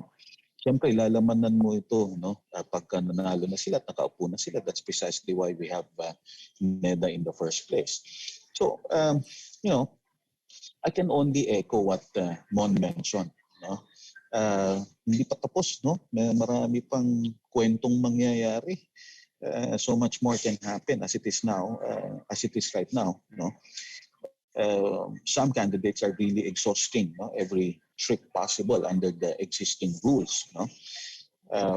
I'm not even inclined to endorse any particular candidate, but I'd like to think that the people should be made to decide really, and I'm inclined to think that the people will be able to decide really whether a particular candidate should run or should be voted for. meaning this disqualification case against former Senator Bongbong Marcos is again part of the tricks that is being employed by some quarters. I'm not even sure whether it's really coming from the opposition. No? So if this happens, I wonder how the people is going to react. Not necessarily in terms of taking it to the streets again and calling for the resignation of whoever. Pero if you're the one, if you're responsible for pushing the disqualification case, or if you're supportive of the disqualification case, you might want to think again if you're expecting the votes to go to you or to turn to you, and in other words, you will be supported by those votes or voters that will be displaced if former Senator Bongbong Marcos is disqualified. Now, having said that, as a member of the former consultative committee in 2018, as a group, we still exchange notes and discuss among ourselves some issues. And honestly, tinitingnan namin sino sa mga kandidato yung magtutuloy nung mga nabinbin na reforma. Nabanggit niya ni Malu yung Political Party Development Act na pinasa na sa House of Representatives na nakaraang administrasyon. Pero hindi pa din nasasagot bakit bigla pagdating sa Senado biglang namatay yung panukalang yun. That could have started the long tedious reform that we're hoping and expecting from our policymakers. Pero yun nga, hindi nga yun ang nangyari. And now with the convening of the consultative committee, we were hoping at the very least it can be discussed popularly. Pero suddenly, biglang merong bagong initiative, no less from the government itself that supposedly was responsible for the convening of the group. So now I don't know anymore if there can really be a sustained effort to introduce needed changes in the kind of politics that we have. I couldn't agree more with many of our experts saying that at the end of it all, talagang maraming kailangan gawin. Hindi pwedeng piecemeal lang yung reforms natin. You can just imagine, recently ang pinag-uusapan, gagawa ka ng legislation just to control the use of emojis. In social media. My goodness, I'm not really sure anymore whether that even makes sense. So yeah, you have to revise the electoral law, but apart from that, we really need to consider having to establish a real that is institutional political parties, and ultimately a kind of system that really fits our context as a country, as a nation. So yun lang po, and I'm looking forward to engaging exchange of ideas. Thank you, Professor Tayo. And for our final reactor, we have Dr. Mario Abuha, a sociologist, faculty of religion from the Mindanao State University. Dr. Mario, good afternoon. Isang mapayapang hapon po sa inyong lahat. Maraming salamat sa pag-imbita para magbahagi at of course to look at the different perspectives that have been presented by our resource persons earlier. I think looking back at the video that we started during our forum, you see the dreams and aspirations of common people. Simply lang ho yan. And I think these are the things that would probably unite us as a nation. Yung ating pangarap na magkaroon ng hustisya at makataong lipunan. But in the course also of our discussions, I think our resource persons have presented generally two themes. Una ay politics. And we all know the kind of politics that is continuing today is a system of elite politics. In fact, political parties, more than any other period in our national elections, ay nawalan talaga ng tunay na saysay na. No? At yan ay nakakatakot dahil ibig sabihin wala na yung loyalty to ideology or programs, but just rather on the whims and caprices of the individual candidates. Sinabi ni Richard nga kanina na while it is true that the Duterte administration is in a twilight, but not elite democracy. The elites continue to play during this coming election in different contestations. No? Makikita natin yan at para sa kanila, at in the past, bihikulo lang yung mga political parties. But for now, it's not even just a vehicle. No? Kasi they could just run without political parties or with political parties that are not really parties, actually. So, tingin ko isang mahalagang diskurso yan. Ang tanong lang, in the future, what does it mean? If people are happy and they feel that they could win in this election without political parties, then there's no call or there's no pressure for them to undertake electoral reforms. We all agree that we need electoral reforms, you know. We need political party reforms. We have to fight against nepotism. We have to do campaign financing and even the structure of our election itself. Kailangan ng pagbabago. Pero kung ito yung mga tumatakbo ngayon at sila ang mananalo, I don't think they're willing to amend the things that gave them power. No? Para lang silang kumuha ng bato na ipukpok sa sarili nila. So yun yung napakahalagang tingnan natin and it's where the pressure should go into the coming days. No? Pangalawa ay napag-usapan yung usapin ng ekonomiya. Well, ang kasaysayan ng ekonomiya ng Pilipinas ay boom and bust in the past. But whatever we talk about the economy, at the end of the day, what is real in our economy is we always have a jobless growth. It's an economy that keeps on growing, but very few people are really benefiting out of that economic growth.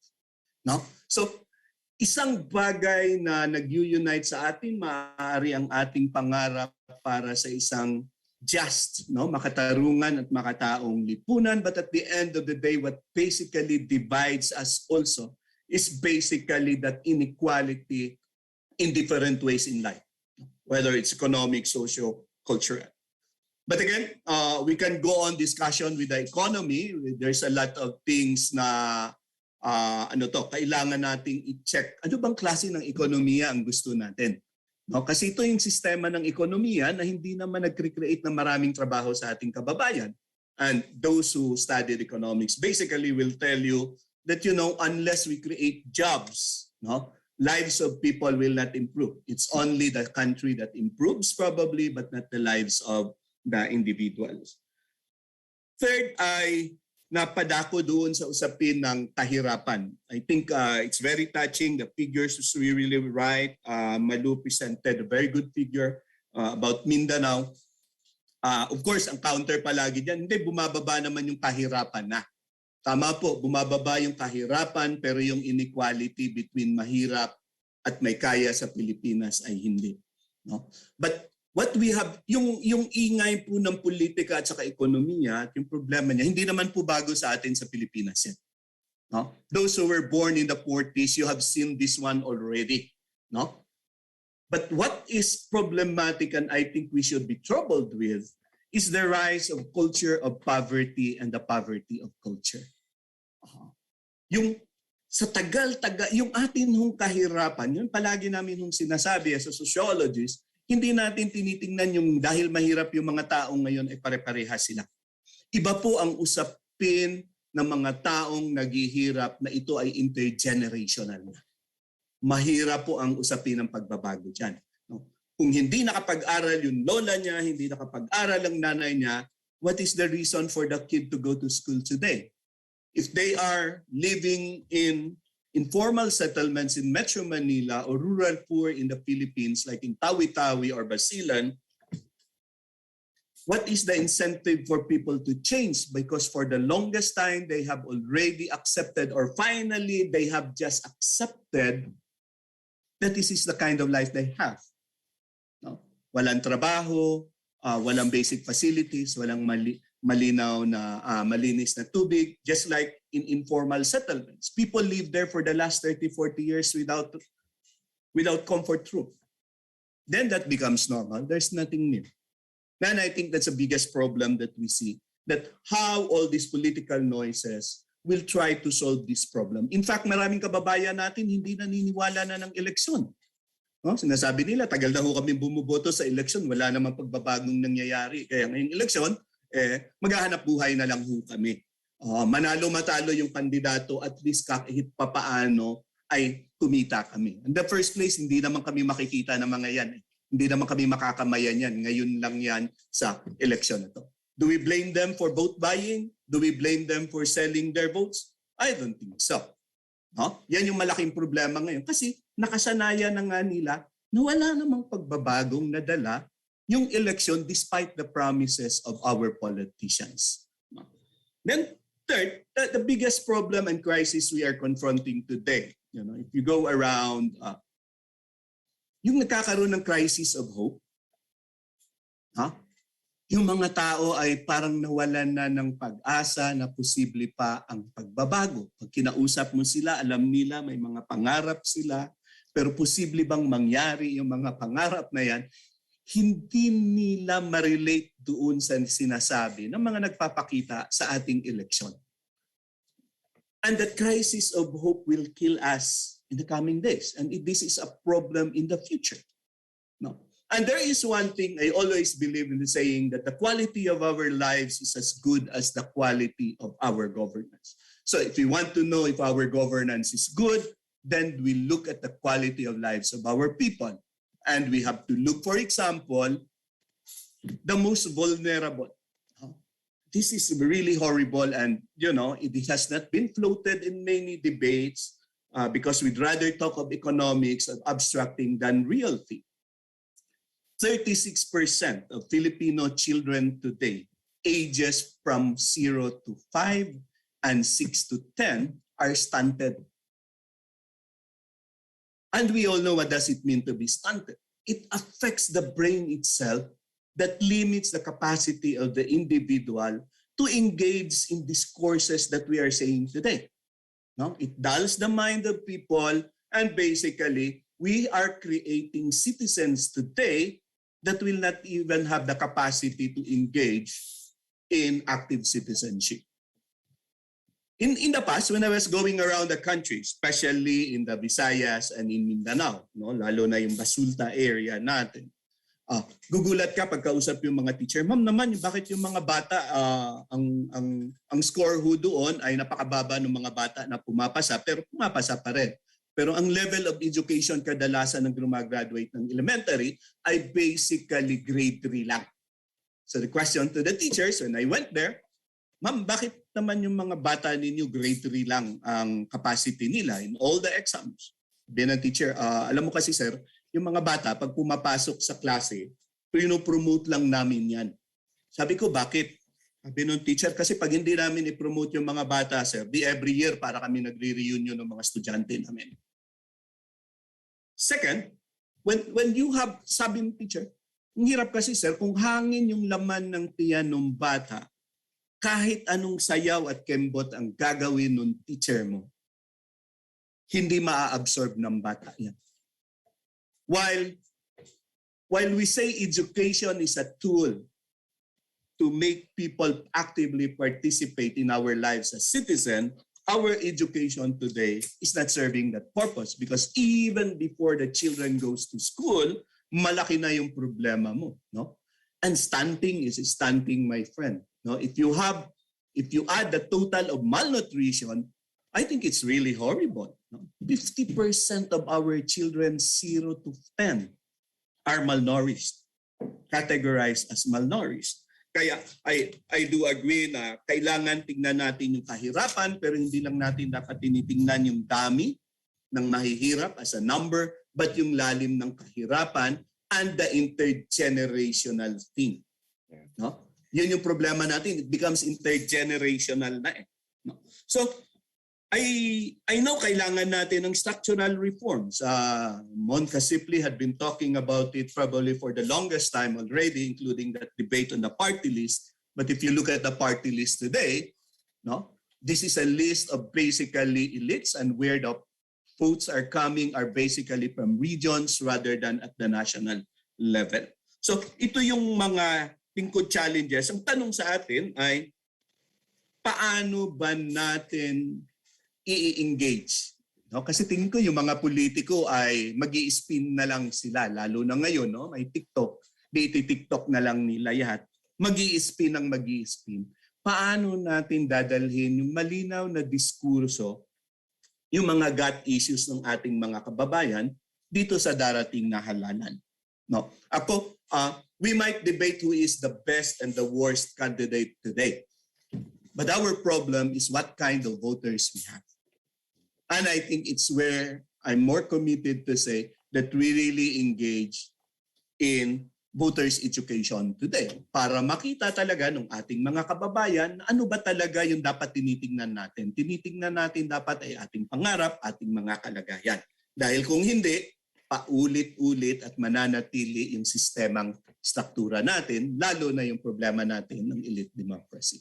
I end on that note. I'm sure there are many questions. Tamang-tama, sir. Prof. Mario, maraming salamat po. Binanggit mo who is the best man or woman to lead the country. Mamaya, tatanungin namin yan isa-isa sa mga panelists natin. Pero ito si Joyce para sa ating napakahalagang fast talk. Joyce.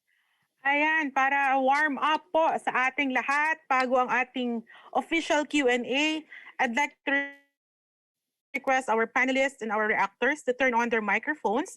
This will be a quick round in this following order. Mr. Haydarian, Ms. Tikia, Mr. Casiple, Mr. Tayaw, and Mr. Aguha. One word lang po. One word. No need to explain. Just one word. First word that comes to your mind. Describe the following candidates. And let's start. Manny Pacquiao. Dark horse. Sincere. Sir Casiple. Sincere daw. Oo, nagsumagot na. Ano sagot ni Mama Lu? I didn't hear. Oo. One word, ha? Oo nga, ang hirap mo. Icon. Icon. Wow. Okay. Fist. Yun lang maisip ko eh. Professor Aguha, sir. Ay, naka-silent po. Unmute, sir. Unmute sir. mo. Sorry. Naniniwala siya na kaya niyang manalo sa election. Ay, ang haba. Sir. One word lang. One word. One word lang. Believer na lang. Tama si Malu. Hirap talaga nung tanong ninyo. Well, boxing. Okay. Okay. Okay, next, Joyce. Order na, ha? Oo, yun na yun. Tuloy-tuloy. Lenny Robredo. Richard. Rebranding. Malu. Jesse. Sir Casiple. Sir Mon. Well, both listener. Professor Tayo. Pink. Buti wala naka-ano ngayon. Color-coded ba tayo? Professor Aguha, sir. Empathy. Next one, Mr. Isko Moreno. Richard, huwag ka na mag-mute para diretso. Yorme. I'm sorry. Macho, may sumagot sa chat group. Malu. Raw. Hermon. Delikado. I think I said it already. Sir Tayo, Professor Tayo, sir. Sir Edmond. Young. And Professor Aguha, sorry, sir. Apus. Next one. Ping Lacson.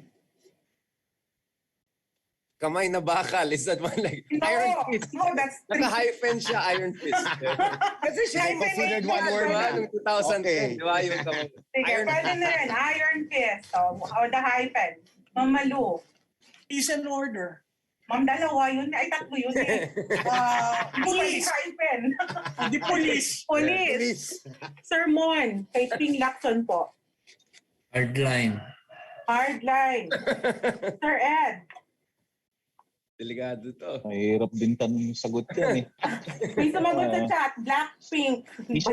History na lang. History daw. History. Sir Mario. Malaro. Malaro. Ito na. Excited ako dito. Bongo. Ay, tumawa. Ako, loyalty. Loyalty. Mamalu.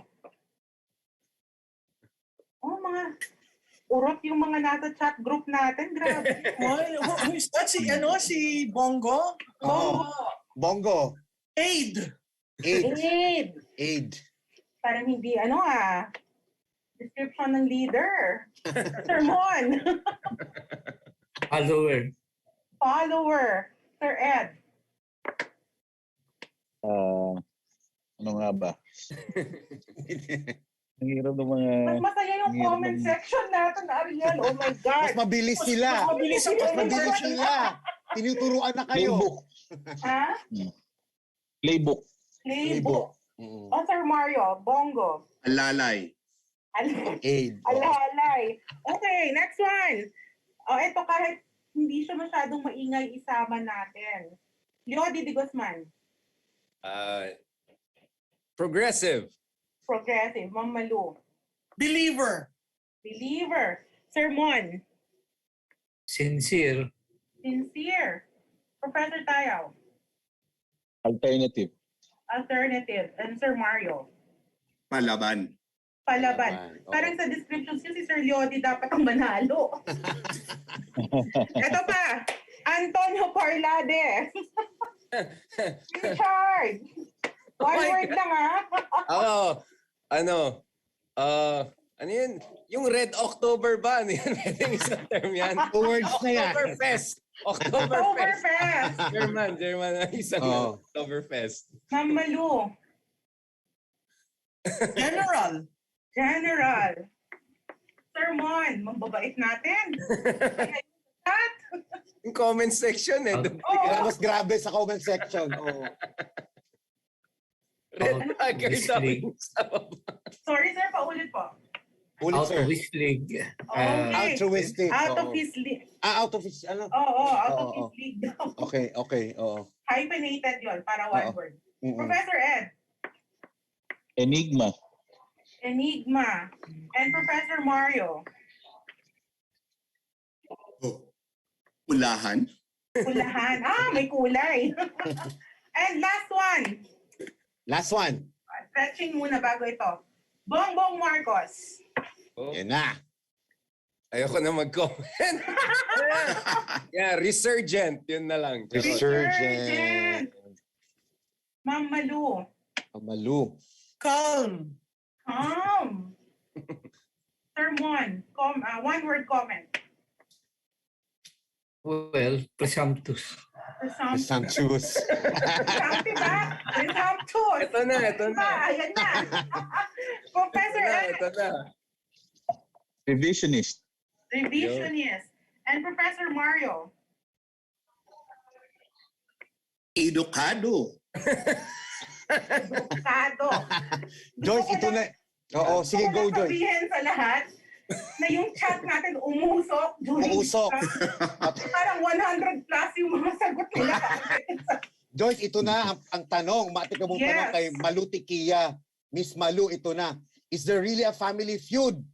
Meron bang miscommunication at paano ito makaka-apekto or merong impact sa mga voters? It's a very personal thing to the father and the daughter, but yes, there is a family feud that dates back to the years with the first wife. Will it affect the voters? I hope they see beyond that because the mayor from Davao City presented herself because of the call of her supporters to run for national position. So it's not a drama. It's for real. It's for real. Tapos, sige Joyce, go. Ko lang yung tanong na yun paano makaka-apekto yan sa boto ni BBM and ni Bongo? Magkakainan po ba sila ng boto? Is that for me? Yeah, that's for you and for the other panelists. The base of Mr. Marcos is solely a base identified with him. When Mayor Sara was removed from the list, the votes for Mayor Sara went to Mr. Marcos and Senator Go. Now that she's back in the race, I think that support will consolidate with her. The endorsement made by the father to her, despite of the family problems, will, I think, consolidate. The fight in the vice presidency is between Soto and Mayor Sara. So I think the Duterte base will consolidate with Sara. Insofar as the presidential race, yung recency kasi of running Senator Go ran in 2019, so it's still a fresh election recall. But I think we will see a blowback. That's how we see it. We will see a blowback because of the way he rose from vice president to president, and then now the declaration of Mayor Sara that the tandem has been endorsed by both Mr. Marcos and Mayor Sara. Okay. Richard, what's your take on that? Take on that. Let's forecast. Do you agree kay Malu? Yeah, I mean, I definitely agree with Malu na there's really a significant plurality that will likely stay with him. It's just a question of how big that will be. For me, we see in the NCR region, balanced Luzon, of course, in the north. So the solid north is not just Ilocos or Cordilleras. It's since even in NCR, balanced Luzon is doing very, very strong. Actually, labanan na sila ni Isko dito sa NCR kung sila mag-top sa kanya. So I think he's gonna hold on to a lot of that. Visayas could be a swing state. Cebu, let's see where that's gonna go. That's an interesting area to look at. So for me, the big question actually is in Mindanao. Is Bongo gonna fill in the vacuum of Sara leaving back? Is Pacquiao also gonna come in and try to consolidate his surge in Mindanao? Or I'm sure Mario and all can talk about it. So in short, is there gonna be a Bongo Pacquiao wall? Joint wall, not coordinated, joint wall that will keep Bongbong out from getting the Mindanao votes where Sara could have brought it in. Because if Bongo gets into that Mindanao, I think he can get easily 40-45%. Then practically the game is over. But if Bongo stays, strengthens it, Pacquiao also keeps the momentum in Mindanao, maybe they can keep it out. Visayas is actually very flexible. There's still Isko in the game. There's still, Lenny's not doing too bad there. So for me, it's still fluid there. So I want to also look at the Pulse Asia survey. But Bongbong, I think, has around 20-25% so he can hold on to. But whether he can push it all the way to 40-45% also depends on what Bongo and Pacquiao will do in Mindanao to a certain degree, not to mention the Visayas. So yeah, I agree with Malu to a great degree. Yeah. Joyce, wait lang. Is there such a thing as solid North or solid South?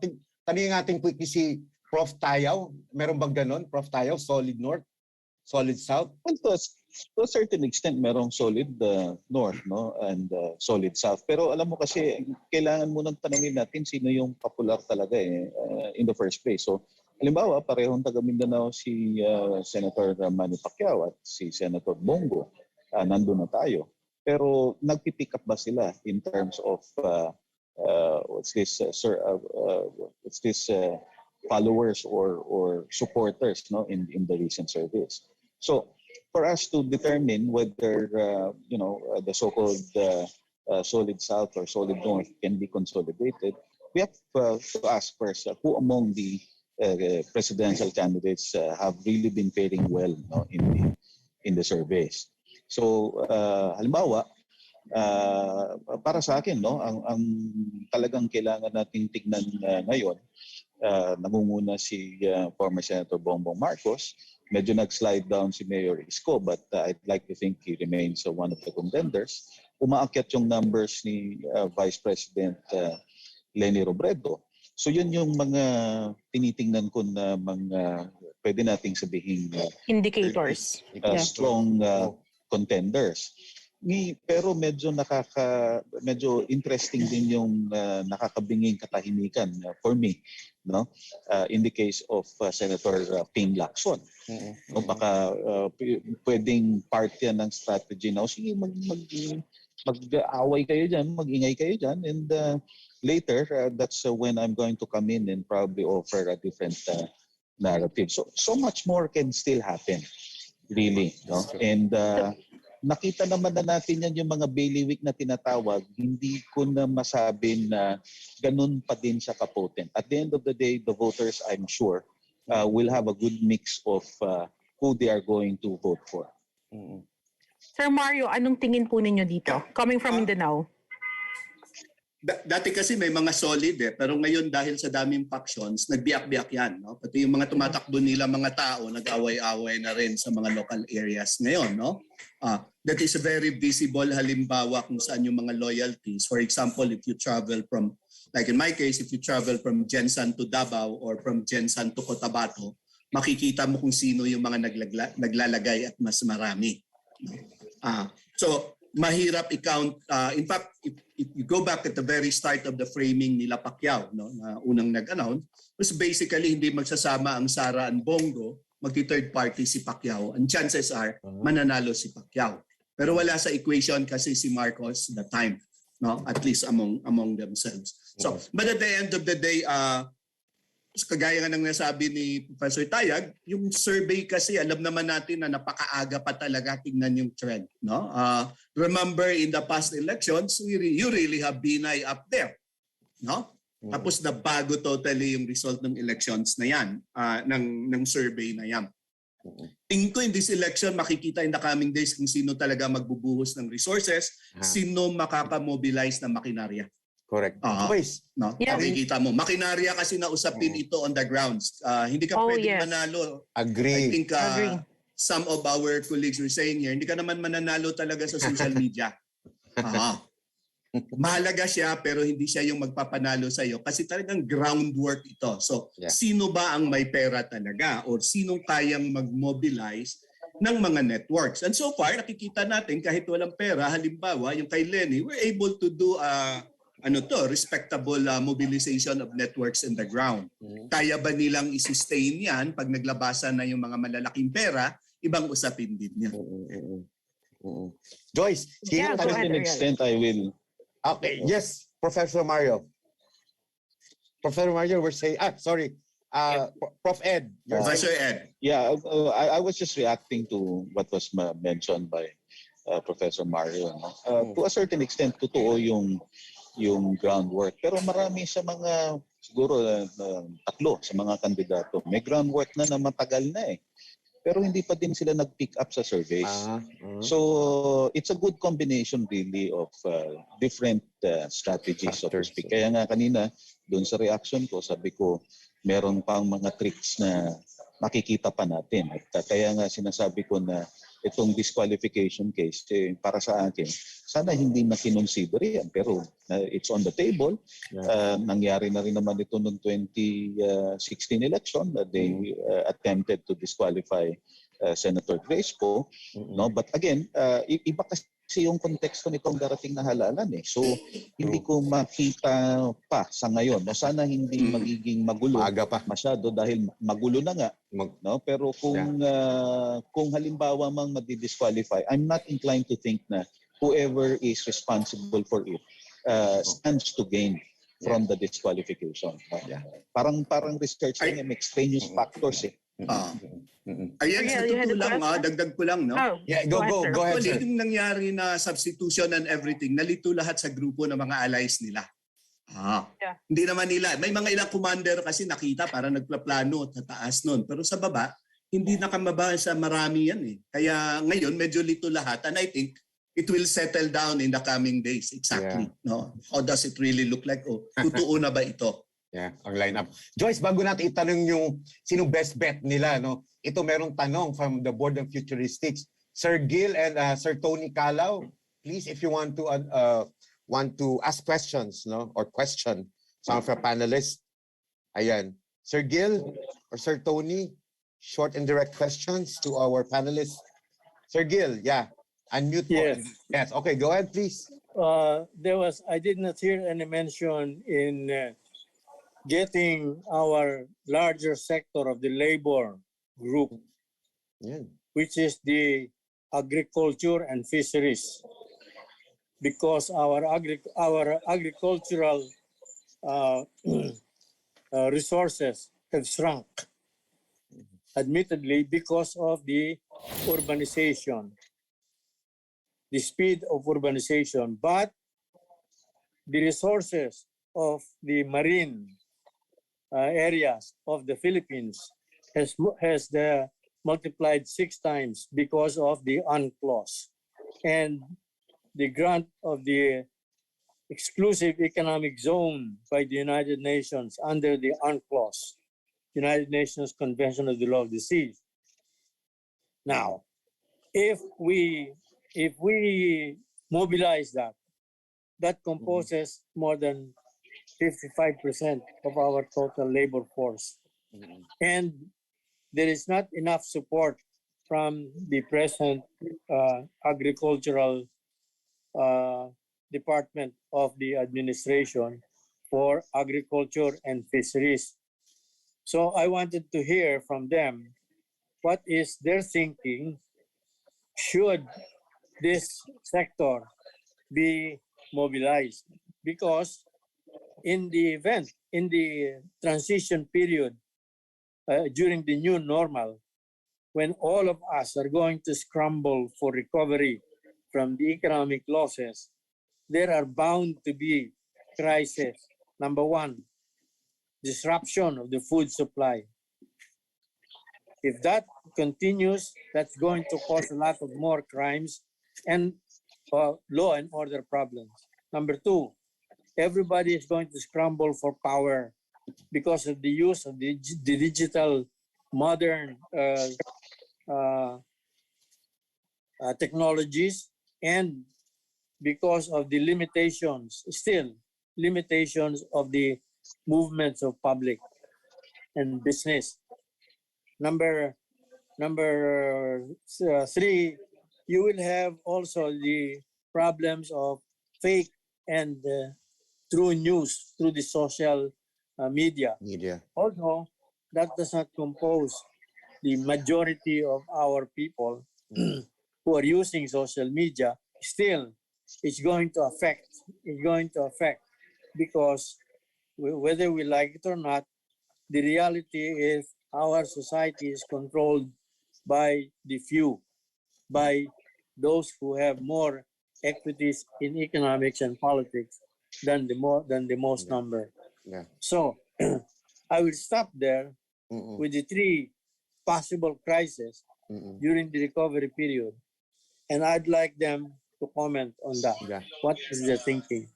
Thanks, Sir Gil. Reaction from our panelists, please. Wants to start? Richard, you want to start? I mean, there are a lot. No, I'll just try to be quick about it.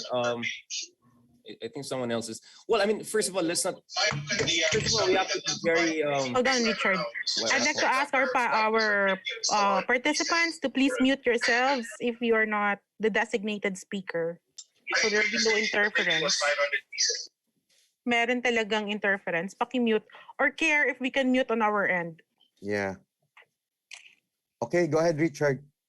Yeah, I mean, I think, traditionally there was, class-based, or, there was a lot of political mobilization along sectoral lines. This is really the classic 20th century way of looking at it. Labor Party, Social Democratic Party, to a certain degree, you can say certain factions within the Democratic Party in the US. But the reality is that I think when we look at politics today, when we look at demographics, we have to have an intersectional analysis. People are not just laborers; they're also Ilocanos, they're also Visayas, or they also have certain points of views, right? So people are not just defined by their jobs today. That's not how politics works today. But of course, it could. But the other problem is that also we have weakening of the union system in the Philippines. The disunionization in the Philippines has really weakened them. I mean, we hope that Calyodi, some of these progressive candidates will bring the issue of labor to the fore, but the reality is that much has to be done before we go back to what we used to have back in the days whereby you had robust labor unions who would call the shot. Let's also not forget the Philippines, for instance, also, hasn't had really a strong manufacturing base. That's why if you look at countries like Brazil, for instance, the opposition now, but potentially the next administration, the Party Trabajador, a lot of them come from labor union background, including Lula da Silva, right? And that's because Brazil has a robust manufacturing base among others. So my point is that do not look at it in monolithic base. Like kung lahat kayo farmers or lahat kayo laborers, you're necessarily going to be easily mobilized along the same lines. That's not how politics works in the 21st century. And the Philippines already has a very degraded unionization system and manufacturing system. But let me just go back quickly to this issue of machinery, because I don't think Duterte had much of a machinery until later on in the race. So I think, and we had many people, Mitra among others, who had all the machinery, or the Venetia, who didn't do very well. So I think my big concern with machinery is, first of all, we have to define it. Is it just a question of money? Well, donors will go along the surveys. So if you suddenly pick up numbers, you can get people.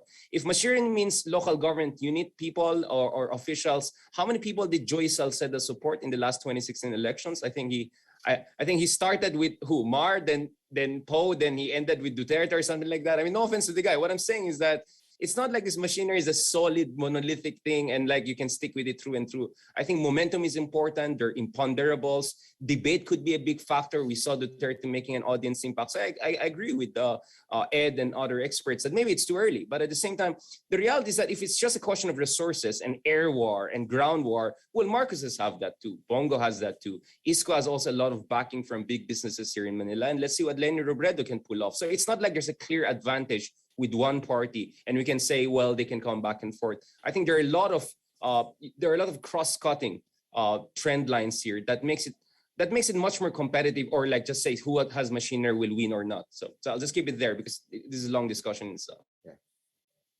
From our other panelists. On my part, regarding the question of Gil, I guess Gil, the most important thing there is, where do we really want to be? Agriculture is the base, but the country has been defining itself in terms of service-oriented, consumer-oriented.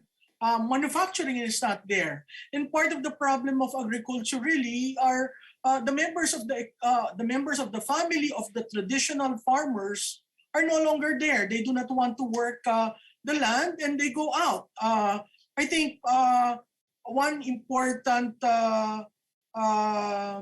issue that needs to be addressed by the presidential candidates is really, where do we go with agriculture?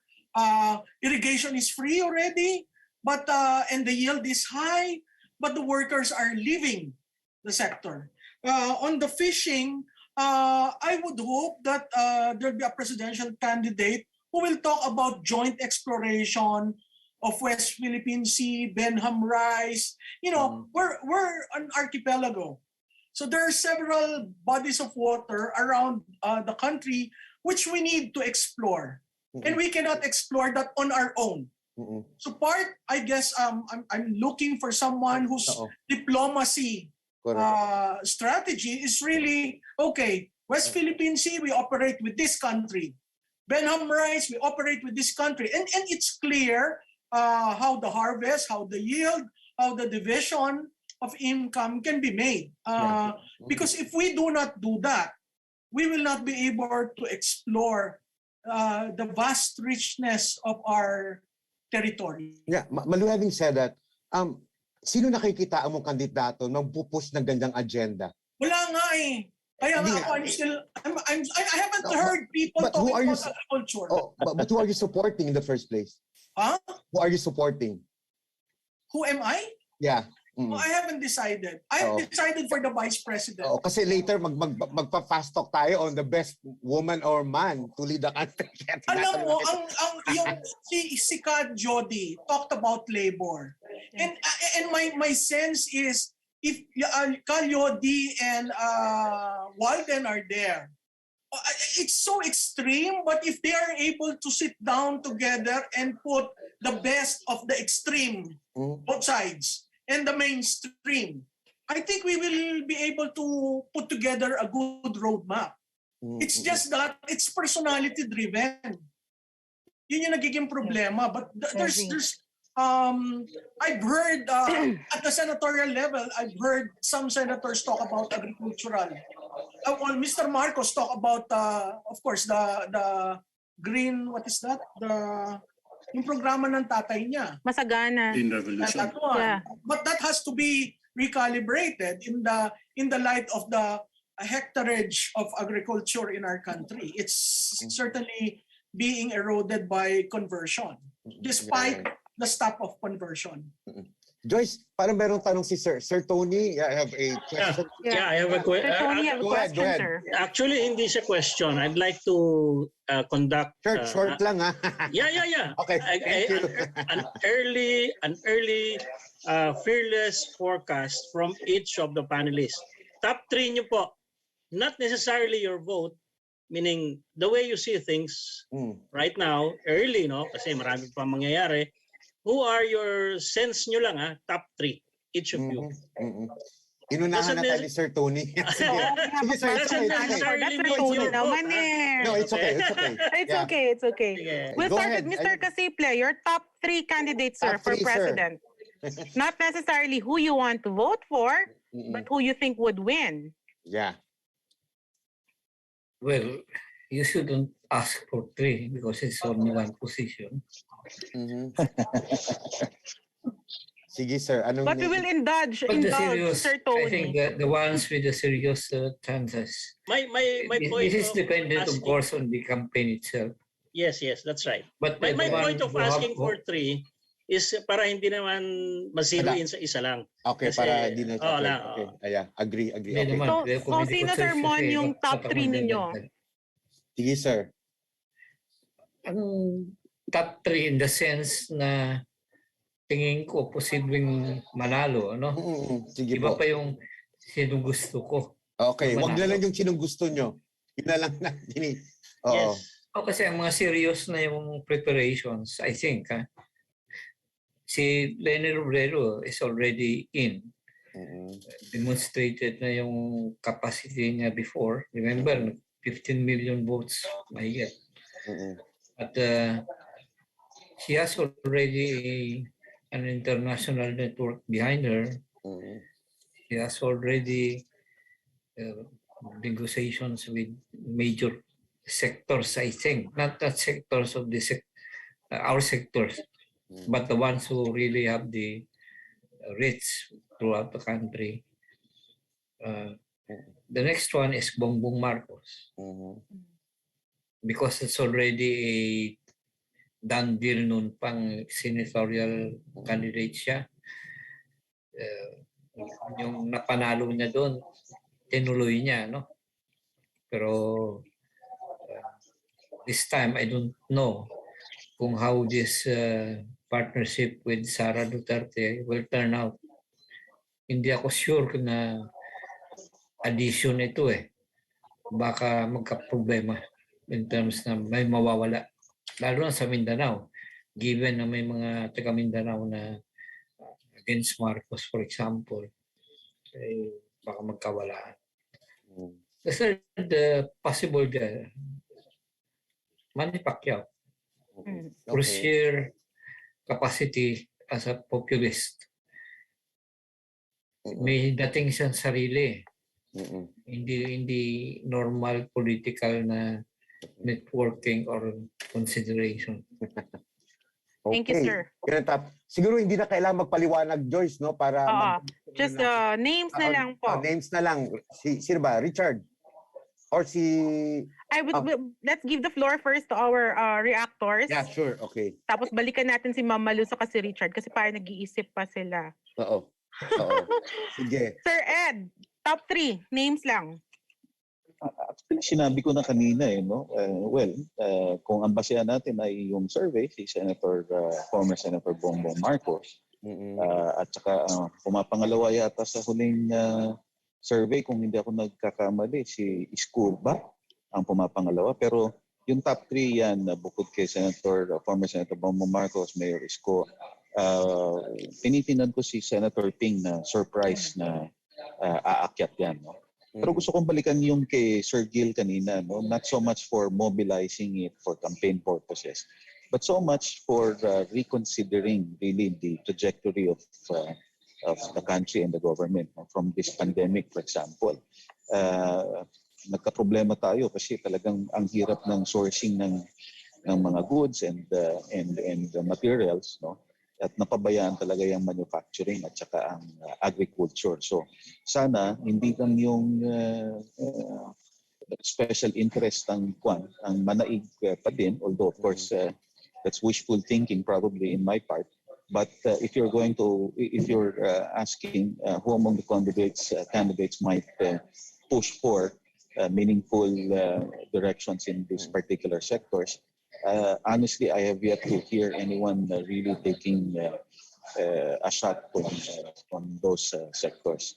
Alam naman natin kung bakit, kasi siyempre kung sino yung mga nakapwesto, ang interest niyan is hindi talaga aligned sa labor or agriculture or what have you. No, talagang iba ang concerns nila. So again, unless we change the system, ganito pa rin yung klase ng politika natin. Yeah. Thank you, Sir Ed. Sir Mario, quickly, Mario. just 3 names. Top 3. Yeah, ako tingin ko ay shoe-in pa rin si Lenny. I think she will be able to carry the hopes and aspirations of many kababayan natin, no, despite limitations. The second, you like it or not, probably I could tie Bongo and Marcos. They have resources, they have machineries. I think they are awash with money. At hindi papayag si Digong siyempre na walang manalo sa kanyang kandidato. Then third, Pilipino naghahanap talaga ng hero eh. Mabuti na yung kahit hindi mabago yung buhay ko basta may hero ako. I will not count out Manny Pacquiao. Okay. I will not count out Manny. Thank you. May statistical tie kay Sir Mario. Richard! Hirap ng tanong eh. Oh, sorry. Kasalanan ni Sir Tony to. Sisihin siya. Richard, your top 3. My reading here is that should ISCON not have a significant reboot, kasi medyo na-peter out yung momentum niya, nakikita natin the past 2 months or so, we can discuss why. And it looks like Bongo is going to get all in and is going to eat into some of the numbers that Sara has essentially left vacant. I think this could be a kind of a Marcos versus Lenny Robredo 2.0. That's going to be my fearless again, yeah. And the third one? The third Because one. that's only 2. I already gave two premises, one outcome, so that's 3 already, right? Bongo, Marcos, Lenny. Bongo, Marcos. Okay. Bongo, Marcos, Lenny. Marcos, So Lenny, yes. I didn't hear Bongo. Yeah. Not intentional. Ayan, Mamalu. Malu. Mine is, I'll just go straight. Marcos, Go, Lacson, in that order. Marcos, Go, and Ping. Okay, so based on your answers, kung i-average po natin, nanalo po si Marcos. Tapos ang sumunod sa kanya ay actually Lenny. Mukhang showdown ito. Showdown na naman ito. Oo. I have 2 quick questions lang sa ating mga panelists. I just want to pick your brain on, kasi kanina sabi ninyo parang wala pang may plataforma on the West Philippine Sea issue, pero tingin niyo ba ay may Manchurian candidates tayo? At ikalawa, with the ICC looking into the Duterte administration's bloody war on drugs, whoever wins, tingin nyo ba mag-tone down yung policy because of this? Can I take the first crack? Of course, ma'am. Sure. On the war on drugs, I think it will continue but in a different level. I think very clear dyan yung team up ni Lacson and Soto that it is one of their major programs. On the Manchurian candidate, I think there is a Manchurian candidate and an Uncle Sam candidate. Sino, ma'am? I will not reveal. Soon. If I may add, Joyce, Yes, sir. Go ahead. Yung Manchurian candidate will be there. I think everybody knows who will be that one. But I don't think that the West Philippine Sea will be an issue really hard in the coming elections. It will go on pandemic and other things. Hindi kasi got issue sa maraming kababayan natin yung West Philippine Sea na issue na yan. May I comment on that? Sorry, because really this foreign policy thing. I mean, yes, all surveys show that foreign policy is never a priority. But when ang pinag-usapan ating mga mangingisda, when pinag-usapan yung inaapi yung ating mangingisda, when emotionally resonant situations like that happen, nakikita natin very strong yung response from the isang taong bayan. And let's not forget the jet ski comment of President Duterte, the forever misinterpreted one, was one of the highlights of 2016 election. So I'll agree. I'll disagree to a certain degree on that point.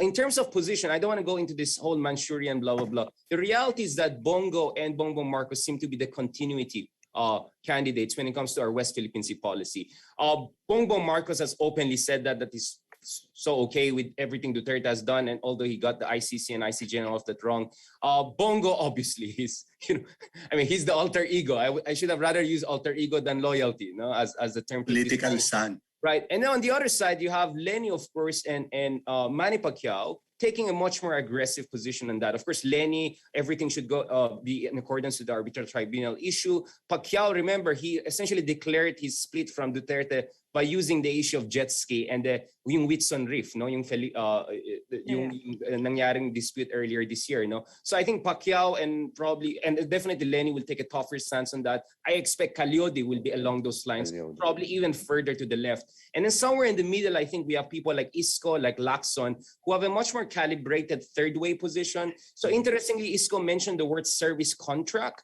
in some of his discussion. Because remember, service contract is not the same as joint exploration. Joint exploration is not the same as joint development. In joint development, you mutually accept each other's contesting sovereignty. So that's provided by UNCLOS. Obviously, you don't want to do JDA with China because that will violate our own constitution and PCA. But service contract with China in certain areas outside the disputed areas, I think that's the way to go. And I think Malua also correctly pointed out that maybe in certain places we can work with certain countries more than other countries, right? So siguro Benham Rice, hindi ganun kalaking issue as much with China probably compared to West Philippine Sea, etc. So in fairness, I think Senator Lacson also made it quite clear that he wants us to leverage our alliances, but at the same time, he kind of sounded also like Isko that he's open to discuss cooperative mechanisms in the West Philippine Sea, short of violating our sovereignty. So I see essentially three lines here, kind of a continuity, hard continuity, a little bit opposition, and then in the middle, I see Lacson and Isko. And the reason why they're raising that is because I think it resonates to a certain degree. In recent days, Isko has done a little bit of a not rebranding, but he kind of rebooted it, and I said something like, palakasin natin yung Coast Guard, Navy, etc. I think it did well on social media. So I won't be surprised in the debates. This could be some issues. Maybe not jet ski moment, but something like that will capture the imagination of the Filipino people. Yeah. Anyone else would like to take on that before we move sa ating next question? Not on West Philippine Sea, Joyce, if I may add, but I think the war on drugs will continue to be a debate at the local level. Iba kasi kung may debate sa national na dinadala mo sa kampanya, iba din yung debate kasi inorganize yung debate, like specifically on foreign policy, etc. But when you go down the grounds, you talk to people in sorties, for example, these are not the regular issues that are being talked. In fact, they just dance. They don't talk on issues. Pag tiningnan mo, karamihan yan, magpapakita, kakaway, sayaw, tapos takbo na. Wala nang pinag-uusapang issue sa maraming lugar niyan. Dahil nga, ang daming area na ihahapin mo. Pero yung mga, I think it's where outlets like yours, for example, should really be organizing those kind of debates also para mapilit yung mga kandidato na magsalita. Kasi kung sila, iwiwigil lang nila yan tingin ko.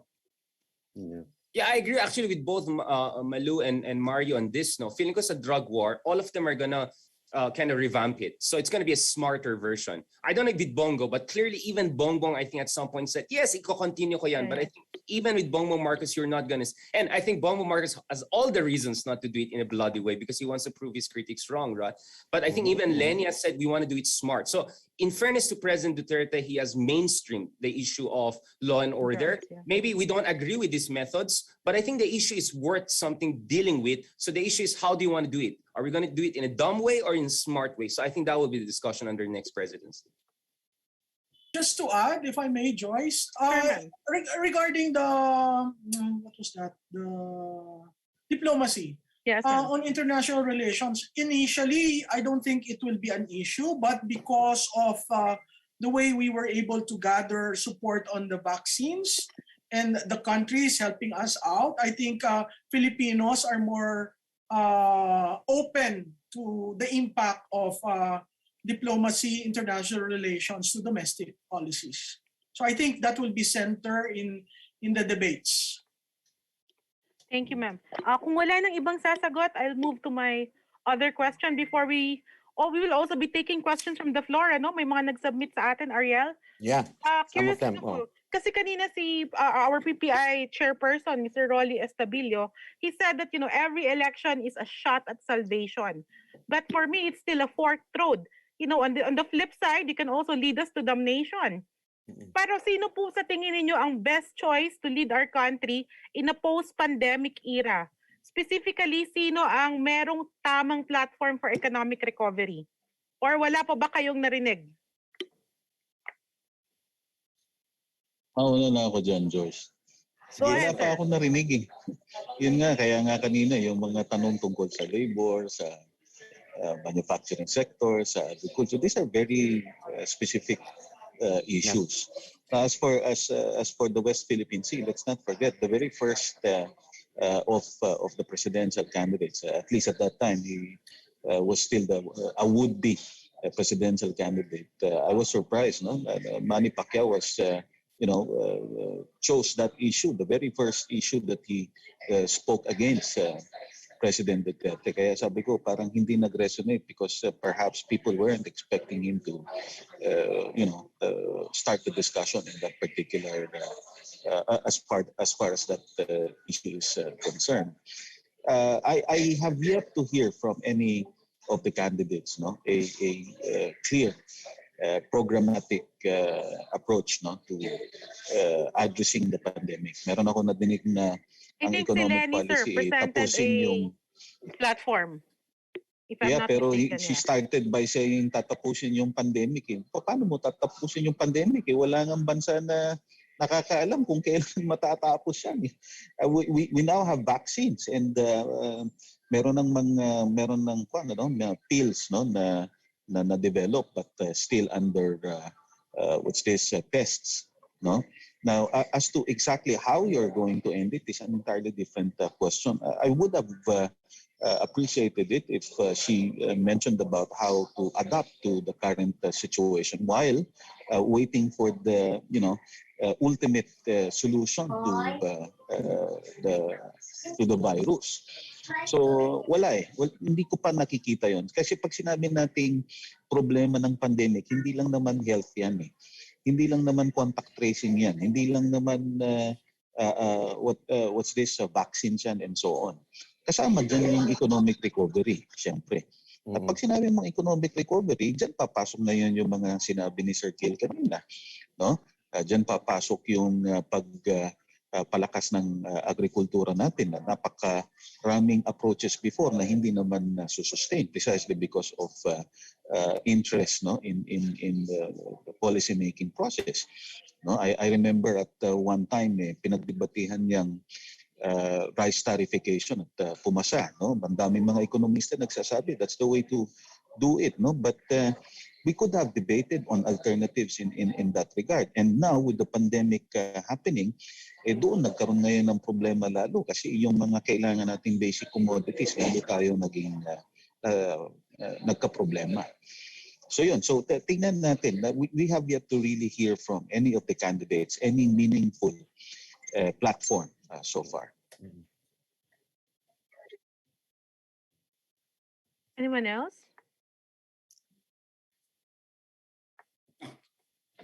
If I could add, Joyce, I think the problem really of predicting what to do with the economy is talagang hindi natin alam hanggang kailan ito. No? We are dragging.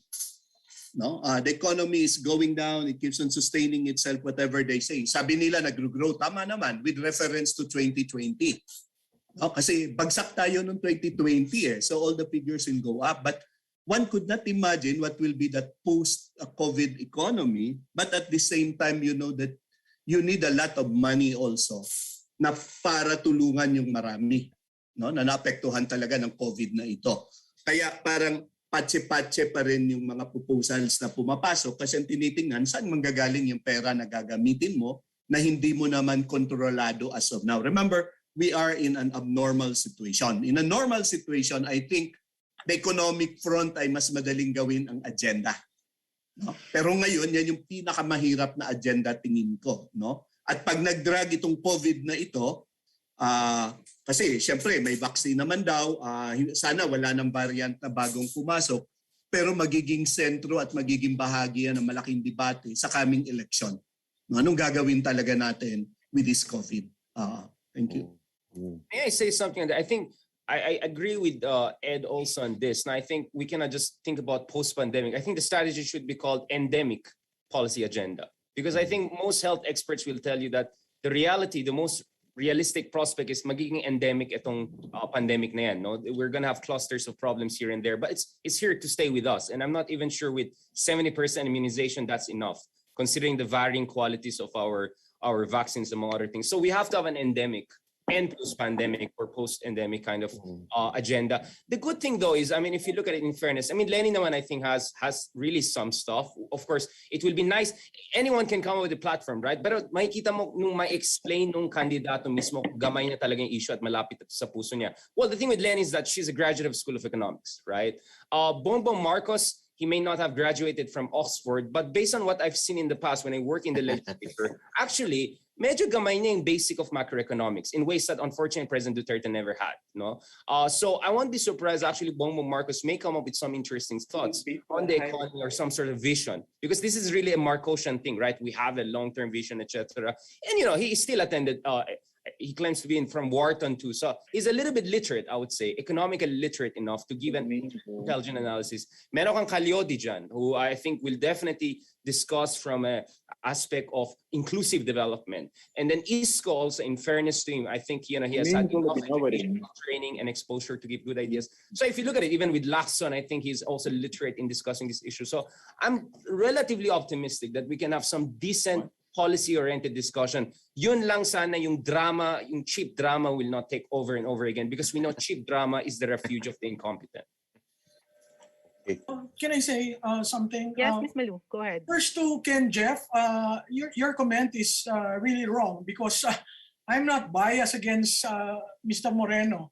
I was just not asked a question about him. Okay. Then to the question, when you talk of reboot of the economy, I think 3 points are important. Electricity, we're the highest cost in the region. Second is jobs. There's got to be jobs in every plan of whatever candidate. And of course, the health aspects. Because yes, we have universal health care, but we've seen how the sector buckled down and how infrastructure in terms of health has compromised the ability to respond. The other thing I'd like to bring out is in the past 5 years and 5 months, the economic cluster had remained the same. It's the same people running it. I would hope that the next administration would probably use it in the transition so there is stability and predictability, but there's got to be more. Now, the interrelationship of politics and economics, the substitution stop discussions on the platforms. I think you have to be fair with the panelists here, because not everyone of the candidates, declared candidates, have already released their platforms. So what are we going to comment on, right? So I mean, it's essentially false hopes. It we're just commenting of air, right? So the substitution has also changed the lines of parties. Right now, you have, I mean, PDDS, PFP, Pronggi, Reforma. Those are small parties. They are not the national parties that we've known of. So wala yung heavyweight, ma'am. Oo, magbabago yung pananaw sa programang governance. And then of course, may mention about the local. Now there is now what I'd call a line between national and local, because certainly all the PDP candidates of the national will not be able to use the local. Why? Because they don't have any president or vice president candidate. So yung sa local, kanya-kanya tayo. Yeah, the governor will say, yeah, I'm PDP, but who is up? I don't know. I don't want to wait will move. So you will see clusters of local government officials. The equity of the incumbent will be for real. Yeah. Kami ang kwan, challenger is going to be very hard with all these, ramifications. I hope there was mention of tandems, but there was no mention of Senate slates. You will see Senate slates being formed. So more guest candidates in a given slate. Sa tingin ko ang staple dyan, yung partido ni Vice President Robredo, yung partido ni Senator Lacson. Yung administration nagkalat. Because technically, kanino ang Senate slate ng PDP? Yeah. Sa PDP na walang presidente at walang vice presidente. I think they also know, ma'am, na they're not gonna win sa COMELEC eh. That's why That's right. use another party. So sa part ng administration who used to be very clear na merong advantage, now, when you look at it, medyo hindi tama yun. So really, if the candidates are able to release their platforms, then any panelist worth his salt will be able to compare and contrast. Right. Right now, wala pa. Until the ano talaga. Oo. Joyce, we're running out of time. We're supposed to end at 3:30. It's really very interesting. I hope we can have a part 2 next time or get to invite some of our panelists here in another forum. But we end with this question. Very quick lang po yung magiging sagot ninyo.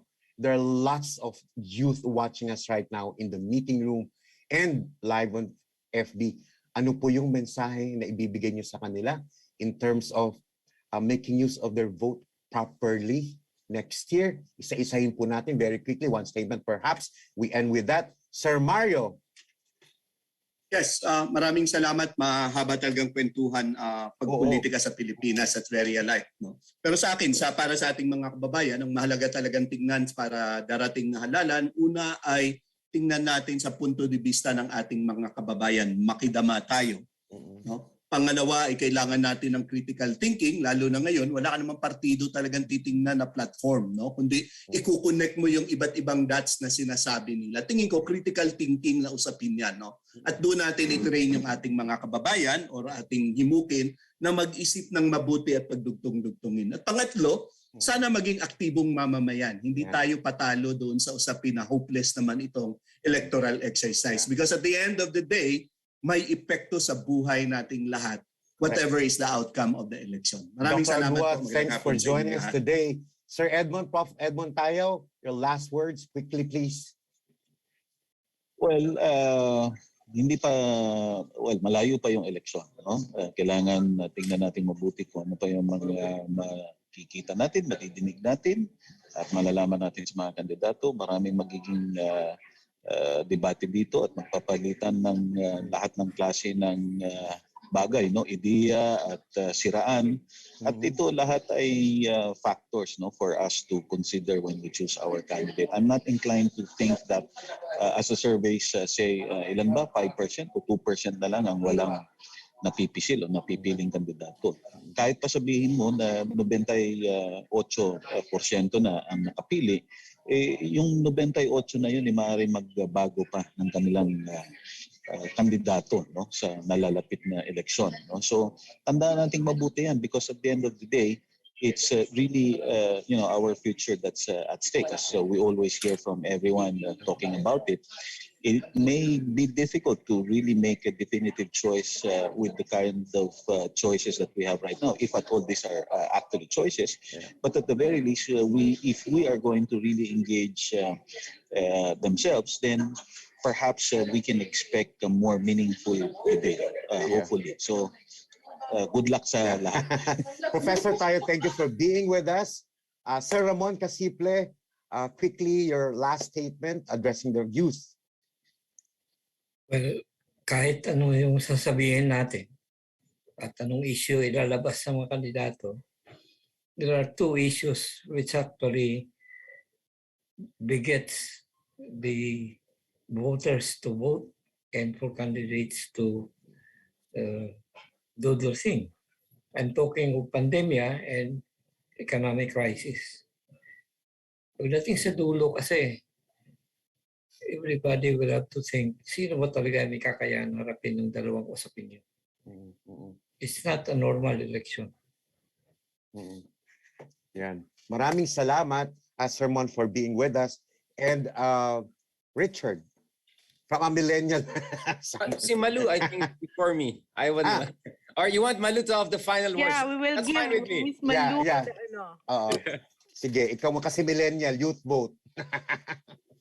Sige. Sige, let's have Malu na lang to have the final words. Sige, even. Well, I mean, to my fellow millennials, just so people are not aware of that, especially when I don't shave, and yung mga Gen Z, mga others. I mean, first of all, voting, maybe you think that your single vote will not change the outcome unless barangay ito or local level elections, but it will make you more invested. It will make you more, active as a citizen, and that in itself brings its own meaning to your life. That's what I can say from the first time I voted back in 2010 elections. So regardless of who wins or not, it's always good to be invested and to be active and all. The second thing is, I'm glad that Malu raised some of the good developments that happened also under this administration. It's not true that all administration are either purely good or evil. So we want to have continuity on some fronts, including infrastructure development, in some of the key macroeconomic indicators. But at the same time, the reality is that as bad as things can be sometimes, it can always get worse, right? So if we don't have someone competent down there, because the International Monetary Fund has identified the Philippines as one of the worst affected countries in terms of long-term growth potential, next to India, Argentina, and some of other countries. We had 5 quarters of recession. It's hard to deny that. But we have some green shoots. It's true, we grew by, we thought we were going to grow at 4%, we grew at 7% this quarter, sure. But we really have to up the game. And hopefully our next president is not someone who only relies on technocrats to tell him what to do on economy, but someone who has some basic grasp. Hindi naman kailangan expert yung president, but in some basic grasp, basic literacy in economics and development issue, and I think we can move forward. Lastly, I can say this, have standards. For instance, ayoko na yung pumapatay ng tao, ayoko na madanakaw, but don't look for perfection. No, hindi santong hinahanap dito. Ang hinahanap dito someone who is decent enough and competent enough, mature enough to get us through this mess and hopefully put us in a better position for the next president 2028. Salamat. Yeah. Thanks, Richard, for sparing time to be with us. And last but not least, Malu Tequia. Una-una, maraming salamat kay Joyce, kay Ariel, thank you too. sa center, at saka sa mga sponsors. Maraming salamat rin sa mga kasamahan ko sa panel. Unang-una, maging mapanuri. Yan ay katungkulan natin, bawat Pilipino. Meron tayong napupusuan, pero hindi ibig sabihin sasarahan natin na malaman natin kung ano yung ino-offer ng iba. Pangalawa, naniniwala ako na ang botanteng Pilipino ay matalino. Alam nila kung sino ang kailangan sa tamang panahon. Pangatlo, huwag nating hanapin yung white horse, yung magsasalba sa atin. Wala pong magsasalba sa atin. Tayo-tayo ang magtutulungan para natin maiangat ang ating bayan. At sa pagpili, isipin sana ang pamilya at bansa. Dahil good po yan sa 6 na taon at hindi naman po tayo kaagad pwede magpalit. So, paulit-ulit, maging pampanuri dahil alam natin kung ano ang hinahanap natin sa ating magiging leader. So, maraming salamat. Very well said. Maraming salamat to you, Malu Tequia, and to our panelists. Thank you for spending your precious time with us at pakipakinabang po sa ating audience ngayon. Sana po ay nakatulong tayo para ma-educate at saka mapukaw yung damdamin ng mga kababayan natin para bumoto ng tama. At yung slogan natin, Joy, sa PPI, di ba? Sa Voter Education Explainer video na sinasabi natin, huwag matakot bumoto at bumoto ng tama.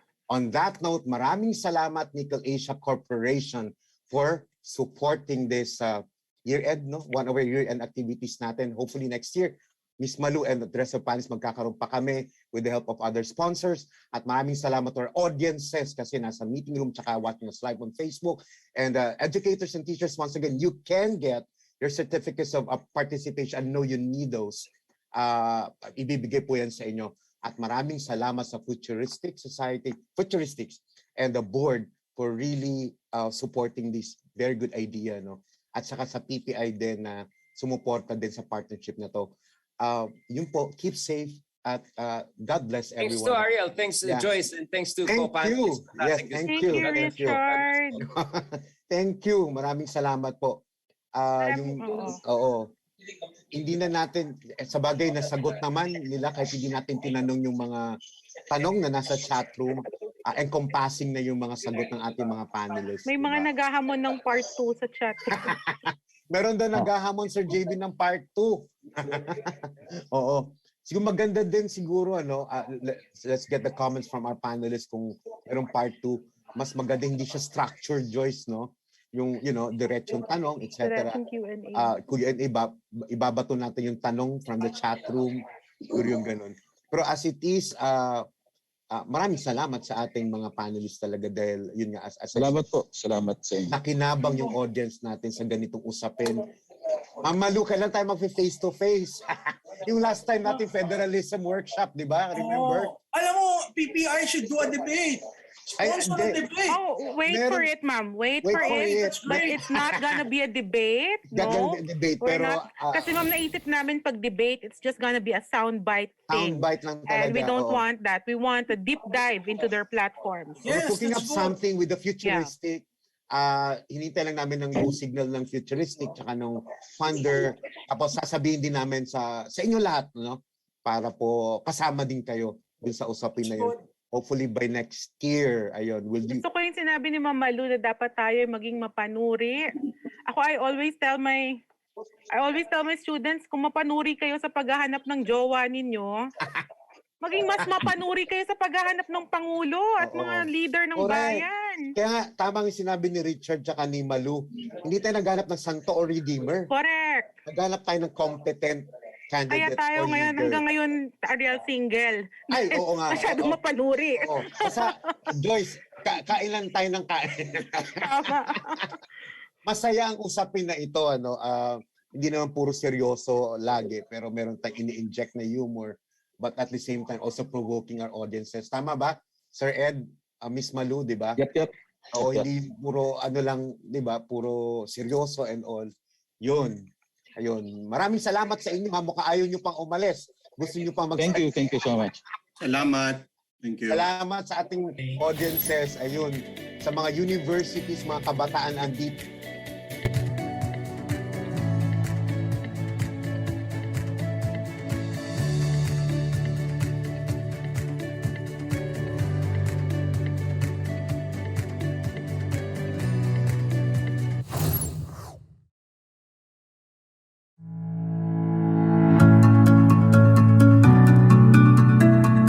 Ikaw ba ay isang rehistradong botante? Narito ang ilan sa mga dapat mong malaman para sa 2022 elections.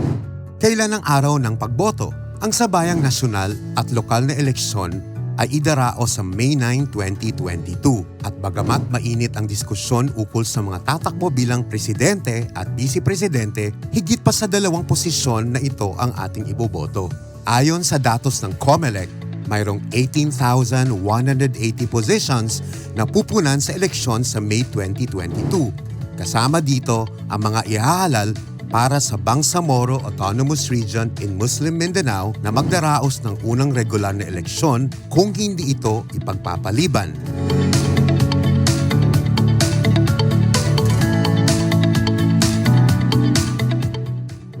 One President, one Vice President, 12 Senators, 253 District Representatives, 63 Party List Representatives, 81 Governors, 81 Vice Governors, 782 Provincial Board Members, 146 City Mayors, 146 City Vice Mayors, 1,650 City Councilors, 1,488 Municipal Mayors, 1,488 Municipal Vice Mayors, at 11,908 Municipal Councilors.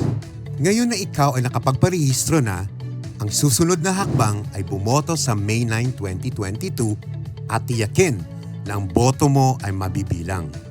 Markahang maigi ang bilog katabi ng iyong piniling kandidato sa balota gamit ang marker na galing sa COMELEC.